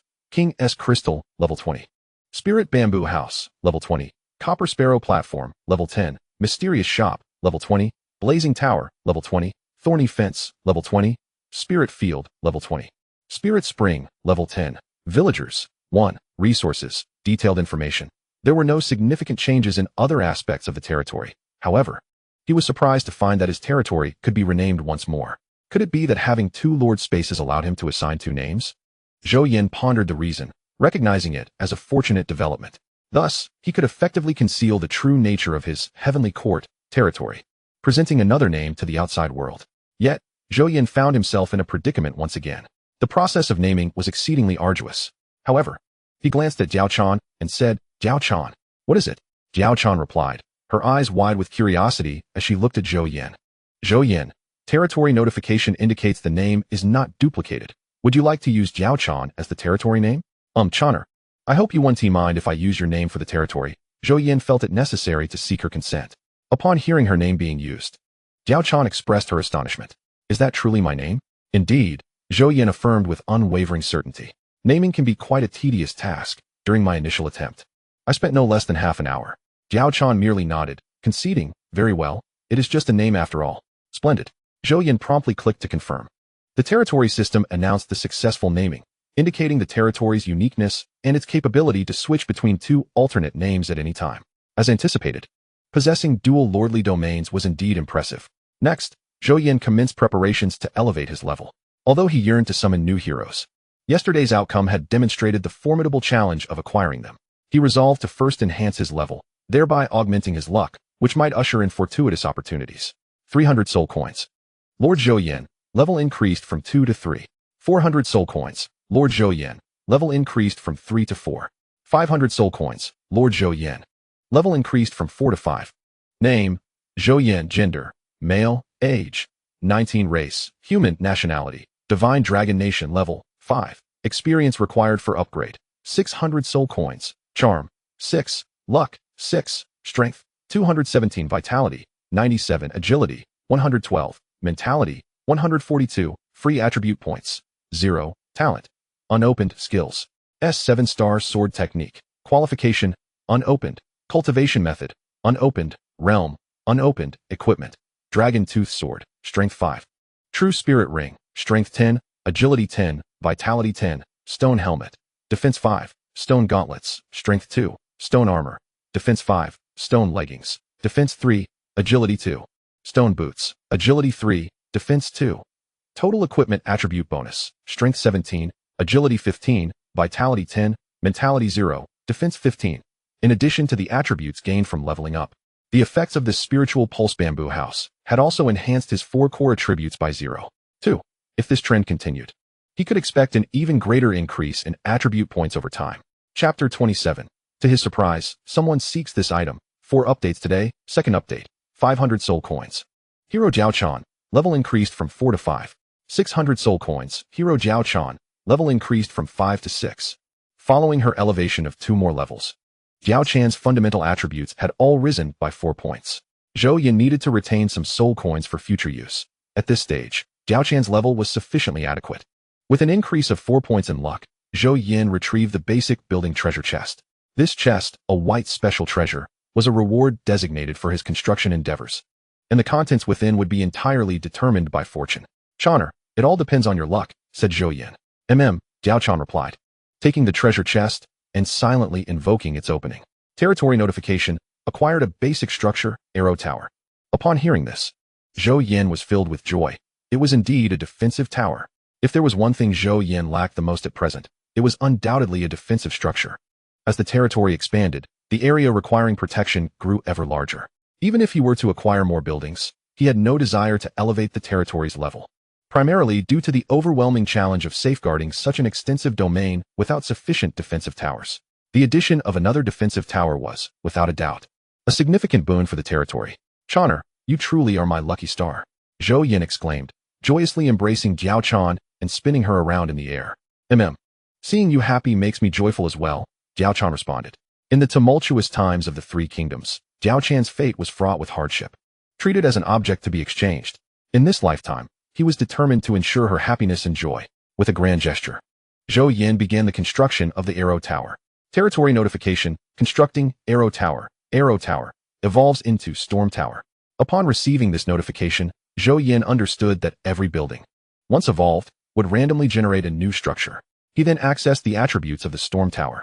Building, Storm Tower, Level 1, Upgrade requirements, 300 Spirit Coins, Quality, SSS 010. Quality upgrade requirements, 10 4-star Wind Element Crystals, Defense, 1500, Special Attribute, inflicts storm damage upon enemies, attack range, 50 meters, description, storm. Heed my call, annihilate the enemies. Indeed, the quality surpassed that of the Flame Tower by a full level. Zhou Yan began upgrading the Storm Tower. Territory notification, consumed 300 Spirit Coins, Storm Tower, level upgraded to 2. Territory notification, consumed 600 Spirit Coins, Storm Tower, level upgraded to 3. Territory notification, consumed 900 Spirit Coins. Storm Tower, level upgraded to 4. Building, Storm Tower, level 20, upgrade requirements, 100,000 Spirit Coins, 100 4-star Wood, 50 4-star Gale Stones, Quality, SSS 010. Quality upgrade requirements, 10 4-star Wind Element Crystals, Defense, 300,000, Special Attribute 1, inflicts storm damage upon enemies, Special Attribute 2, can unleash a wide-range wind blade strike every 6 hours, attack range, 300 meters, description, storm. Heed my call, annihilate the enemies. All attributes had significantly increased, and even an additional special attribute had been added. He eagerly anticipates the formidable power of the wide-range wind blade slash, but he must wait until tomorrow to discover its true potential. However, the cooldown for this skill is rather lengthy, requiring 6 hours to reset. They gaze towards the 2 defensive towers in the distance. One, the Flame Tower, and the other, the Storm Tower, strategically positioned on either side of the main gate to maximize their offensive capability against foes.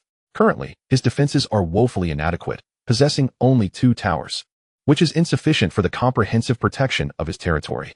The buildings are also scarce. In comparison to the vast expanse of land, there remains a considerable area left unused. Channer, please continue opening the treasure chests. There are quite a few, so you will have to put in some effort.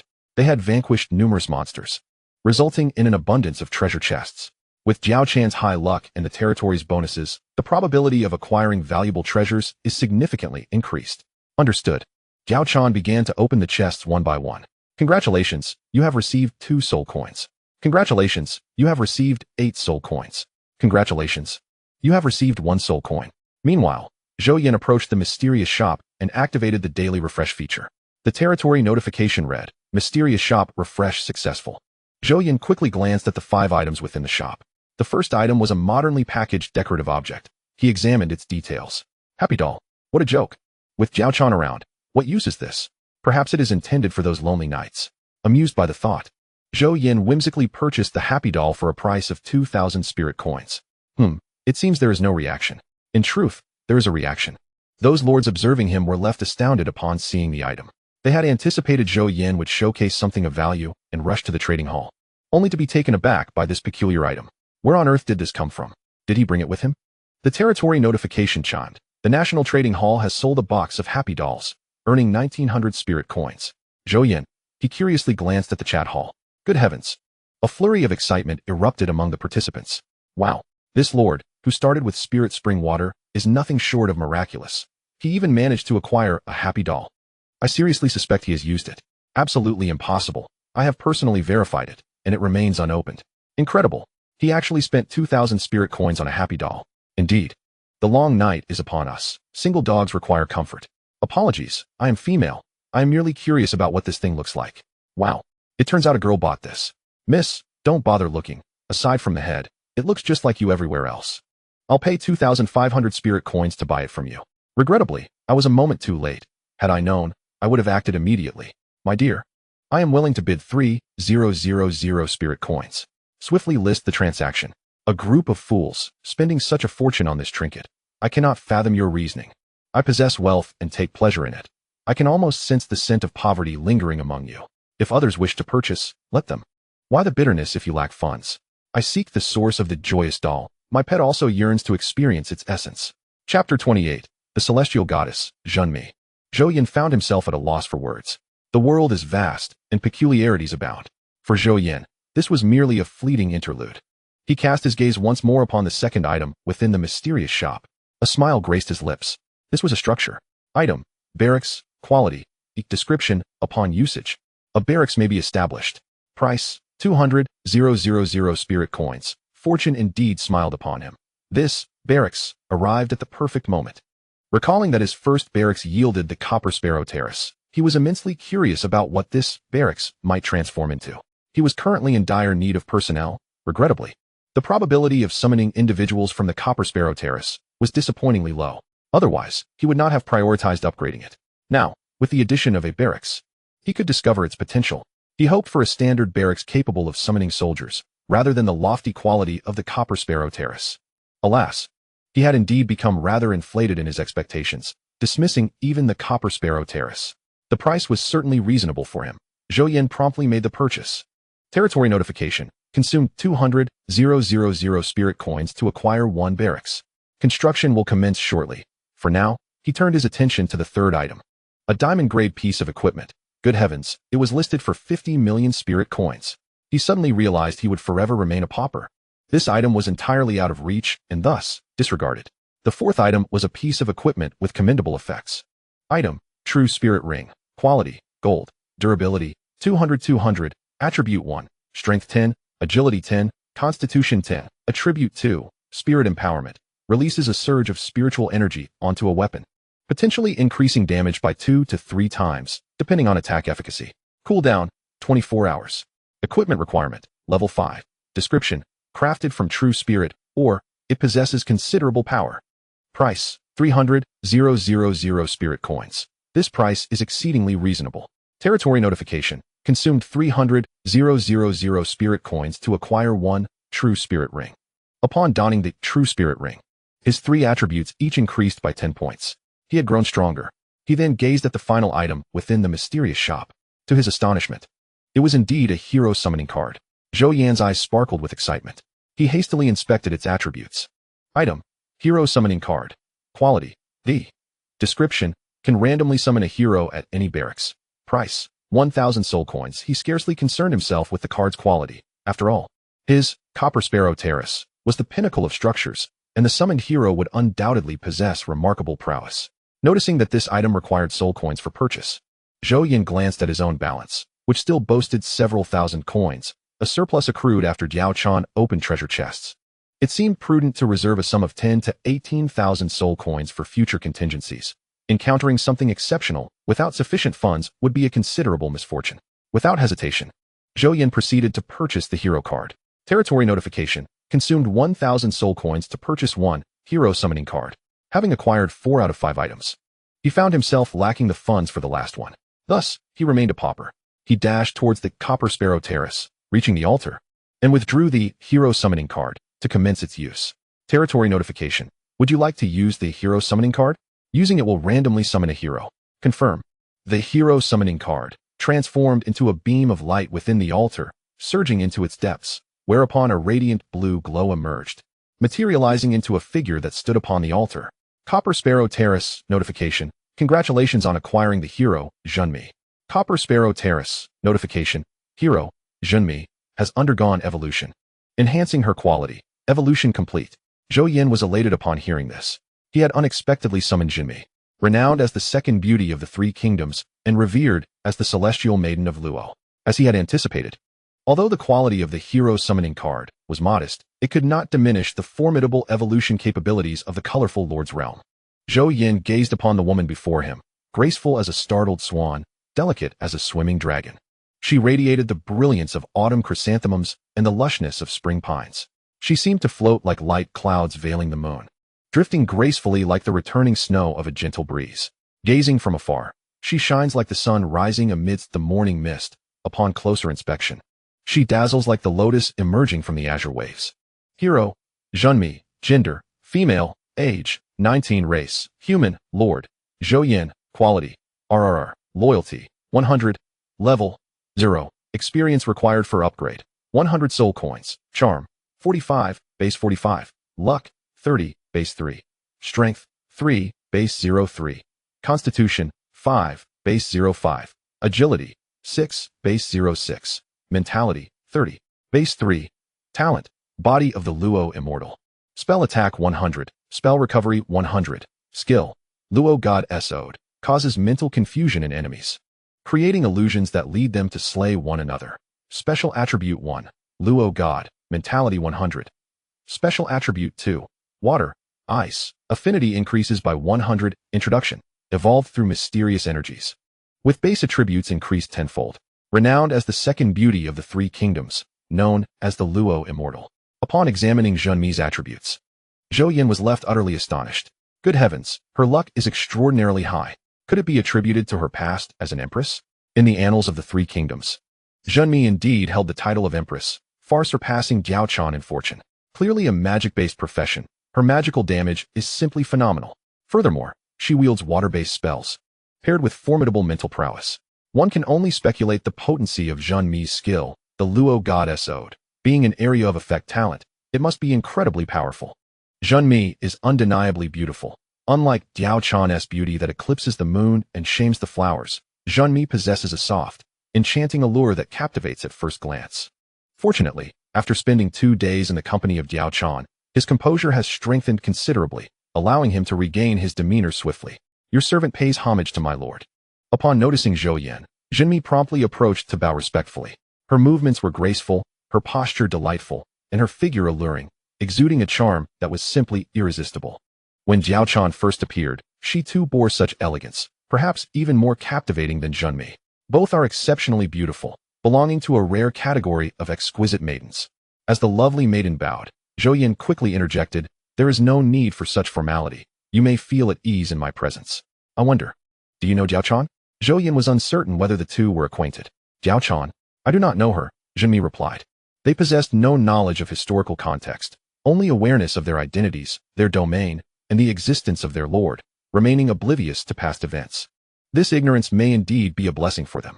The past has become a mere memory, and he shall not allow them to endure the tragic fates of yore.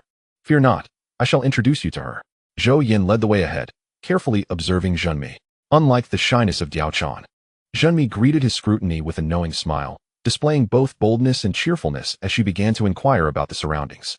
Zhou Yan responded to her queries with detailed explanations. Before long, they arrived at the bamboo house of spiritual veins. Chapter 29. The white-robed ghost soldier Zhou Yan. This is Diao Chan. As she raised her head, she beheld a stunningly beautiful woman, rivaling her own beauty, standing behind Zhou Yan.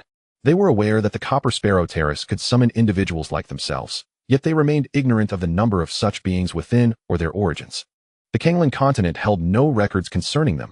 They did not belong to this realm.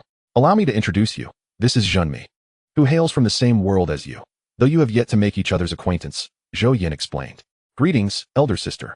Zhunmi approached graciously and offered a respectful bow to Diao Chan. The way Diao Chan addressed the Lord was enough to reveal their unusual relationship. Hello. I am Diao Chan.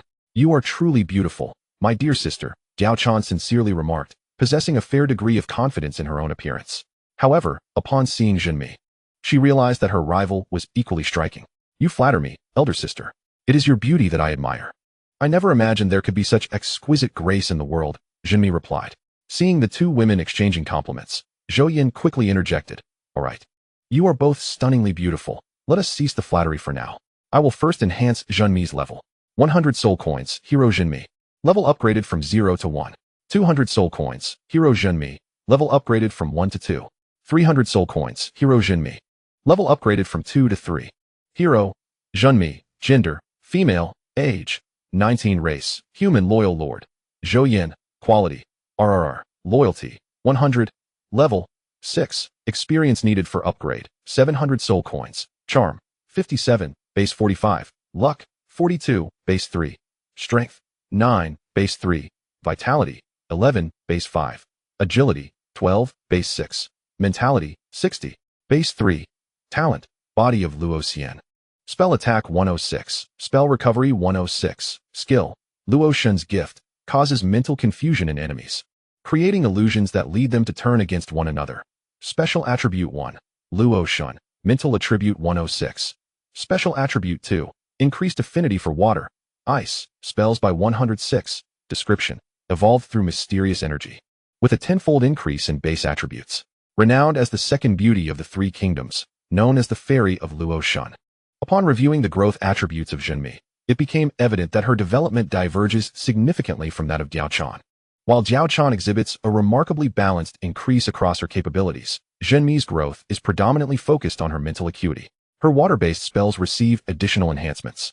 Thus, it is imperative to seek water, ice, skills, and appropriate cultivation techniques for her in the future. Conversely, Diao Chan demonstrates an evenly distributed growth, allowing her to acquire any skill at will. Zhenmi felt an overwhelming sense of strength coursing through her, bringing her immense joy. Zhenmi, your luck is extraordinarily high, making you the most suitable candidate for treasure hunting.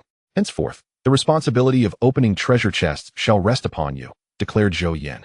Zhenmi's base luck is threefold that of Diao Chan's, and upon reaching level 6, her luck soared to an astonishing 42 points, whereas Diao Chan's luck stands at a mere 22 points. It must be noted that Zhenmi's fortune is rather formidable. Currently, he lacks magical skills, rendering Zhenmi's impressive attributes somewhat underutilized. Indeed, my lord, Zhenmi replied, and subsequently sought guidance from Diao Chan on how to open treasure chests. She seized a treasure chest and commenced the unlocking process. Congratulations, you have acquired 4 soul coins. Congratulations, you have acquired 4 soul coins. Congratulations, you have obtained the equipment, Wild Boar Dagger. Congratulations, you have obtained the equipment, Purple Spirit Blade. Zhou Yan was momentarily taken aback. The soul coins extracted from an ordinary wooden chest amounted to double what Diao Chan usually procured, and she had also consecutively acquired 2 pieces of equipment. He was elated at this serendipitous fortune.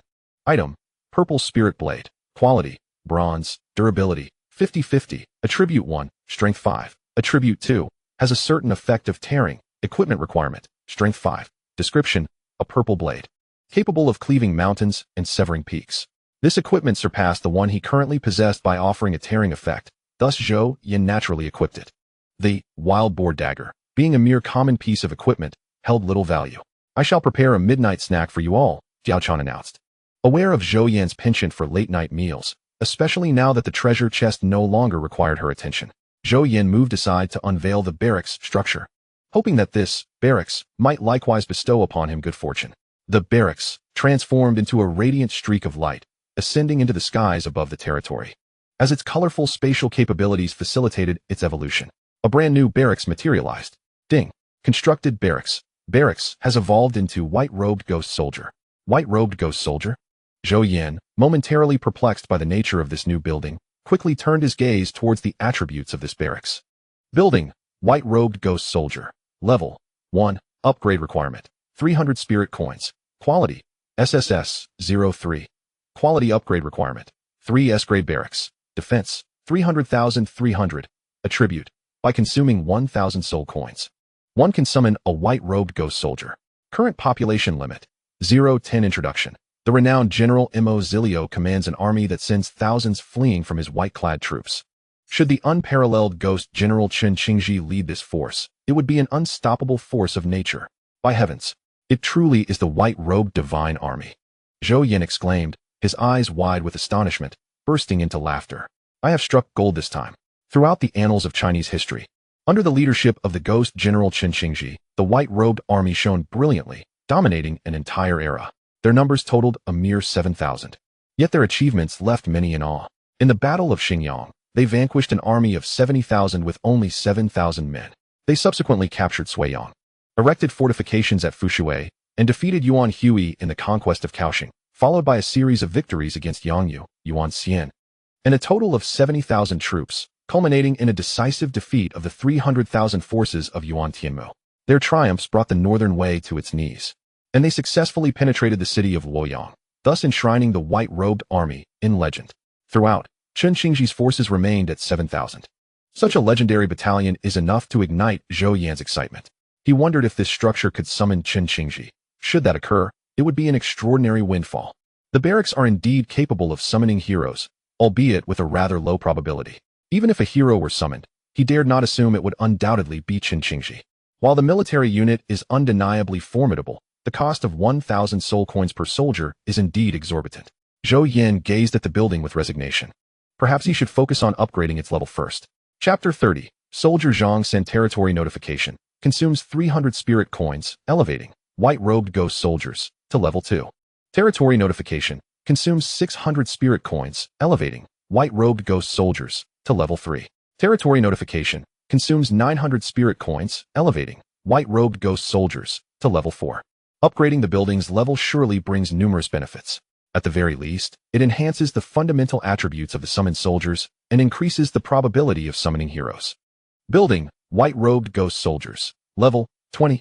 Upgrade requirements. 100,000 spirit coins, 100 3-star wood, 100 3-star stone. Quality, SSS, 03. Quality upgrade requirements. 3S quality barracks. Defense, 3. 000,000. Attributes. For every 1,000 soul coins consumed, 1 white-robed ghost soldier can be summoned. Current population limit, 0-200. Special attribute. Military training experience. Introduction. The renowned General Mo Zilio commands an army that sends thousands fleeing from his white-clad troops. Should the unparalleled ghost General Chen Qingji lead this force, it would be an unstoppable force of nature. After the level elevation, the maximum number of soldiers that can be summoned has significantly increased. Additionally, a special attribute, military training experience 10, has been added. He remains uncertain whether this experience pertains to the combat proficiency of the soldiers or some other aspect, but in any case, it is a positive development. However, he lacked sufficient soul coins to summon such a multitude of soldiers, which was quite frustrating. After upgrading the white-robed ghost soldier, Barracks, the entire structure expanded several-fold, featuring a central training ground that could be utilized for military drills.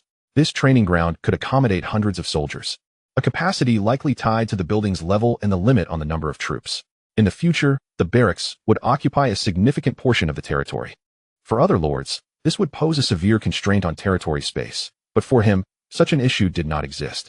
The larger the territory, the more structures could be constructed. If your territory was insufficient, even with numerous buildings, you would be unable to establish them, and a lack of territory would hinder building upgrades. Many structures, upon upgrading, would expand considerably, necessitating ample space to facilitate their enhancement. In this regard, he was undoubtedly far ahead of other lords. He entered the barracks and stood before the summoning altar on the command platform. Territory notification. Spend 1,000 soul coins to summon a white-robed ghost soldier. Above the white-robed ghost soldier, Barracks, the command platform's summoning altar emitted a dazzling radiance. In an instant, a beam of light burst forth from the altar, landing in the training ground, where a man clad in white robes materialized. The man bore a serious expression, his stature imposing, exuding an aura of intimidation with every movement. Upon seeing Zhou Yan, he knelt on one knee and proclaimed, "Soldier Zhang San, at your service, my lord." Zhang San, a name bold and striking. No need for formalities. Zhou Yan replied, "Thank you, my lord." Zhang San rose, standing upright as if he were a sturdy post, awaiting orders. He exuded the essence of a seasoned warrior, and Zhou Yan felt a surge of excitement. With such a soldier at his disposal, he brimmed with confidence regarding the future of his territory. He examined Zhang San's attributes. Soldier, Zhang San, gender, male, age, 19 race, human affiliated lord. Zhou Yan, quality, SSS, same as the building. Loyalty, 100. Unit type, white-robed ghost soldier. Level, 0. Upgrade cost, 40 soul coins. Charm, 2. Base 02. Talent, white-robed ghost soldier. Constitution 10. Skill, white-robed ghost formation. Requires at least 10 ghost soldiers to execute. Power 50, defense 50. Description, subject to special evolution, base attributes increase tenfold. When led by a commander and coordinated in formation, they unleash even greater power. Zhou Yan was astonished to find that even the soldiers' base attributes had increased tenfold. Yet, soldiers remained soldiers. Their combat prowess could not compare to that of heroes. Their attribute growth upon leveling up would vary according to their quality. According to the information he has gathered, the majority of soldier heroes acquire attribute points as follows. Soldier heroes of F, E, and D quality gain 2 attribute points with each level increase. Those of C, B, and equality obtain 3 attribute points per level. As for soldier heroes of equality and above, each enhancement in quality grants them an additional attribute point upon leveling up. Under these circumstances, a soldier of SSS quality should receive 6 attribute points. The attribute points gained from leveling up are identical for both heroes and soldiers. The fundamental distinction lies in the fact that heroes possess additional talents, skills, and unique attributes, which empower them significantly more than soldiers, enhancing their combat effectiveness considerably. The more formidable the hero, the greater the increase in their prowess. For instance, while Diao Chan and Zhunmi may possess comparable base attributes to Zhang San, their superior quality, talents, skills, and unique attribute bonuses allow them to easily vanquish him. Higher quality heroes unlock more special attributes upon leveling up. The elevation of a soldier's level also necessitates the expenditure of soul coins, which perpetually elicits a love-hate relationship among all lords. Without soul coins, even an abundance of soldiers cannot enhance one's strength. Fortunately, the level requirements for soldiers are considerably lower than those for heroes. This is particularly true for soldiers of SSS quality. Those below a quality only require 10 soul coins to advance a level. The prospect of his soldiers becoming significant consumers of soul coins plagued his thoughts. The crux of the matter is that every lord requires these coins, and they must adhere strictly to the established rules for acquisition. 40 soul coins, Soldier Zhang San. Level upgraded from 0 to 1. Soldier, Zhang San. Gender, male. Age, 19. Race, human. Lord, Zhou Yan. Quality, SSS, equivalent to the building. Loyalty, 100. Unit type, white-robed ghost soldier. Level, 10. Level upgrade requirement, 150 soul coins. Talent, white-robed ghost soldier. Constitution 10. Skill, white-robed ghost formation. Requires at least 10 ghost soldiers to execute. Power 50, defense 50. Description, subject to special evolution, base attributes increase tenfold. When led by a commander and coordinated with military formations, they unleash even greater power. From this, it is evident that the white-robed ghost soldier gains 1 charm, 1 luck, 2 strength, 2 constitution, 1 agility, and 1 spirit upon leveling up. The increase of 8 attribute points per level, exceeding previous knowledge by 2 points, took Zhou Yan by surprise.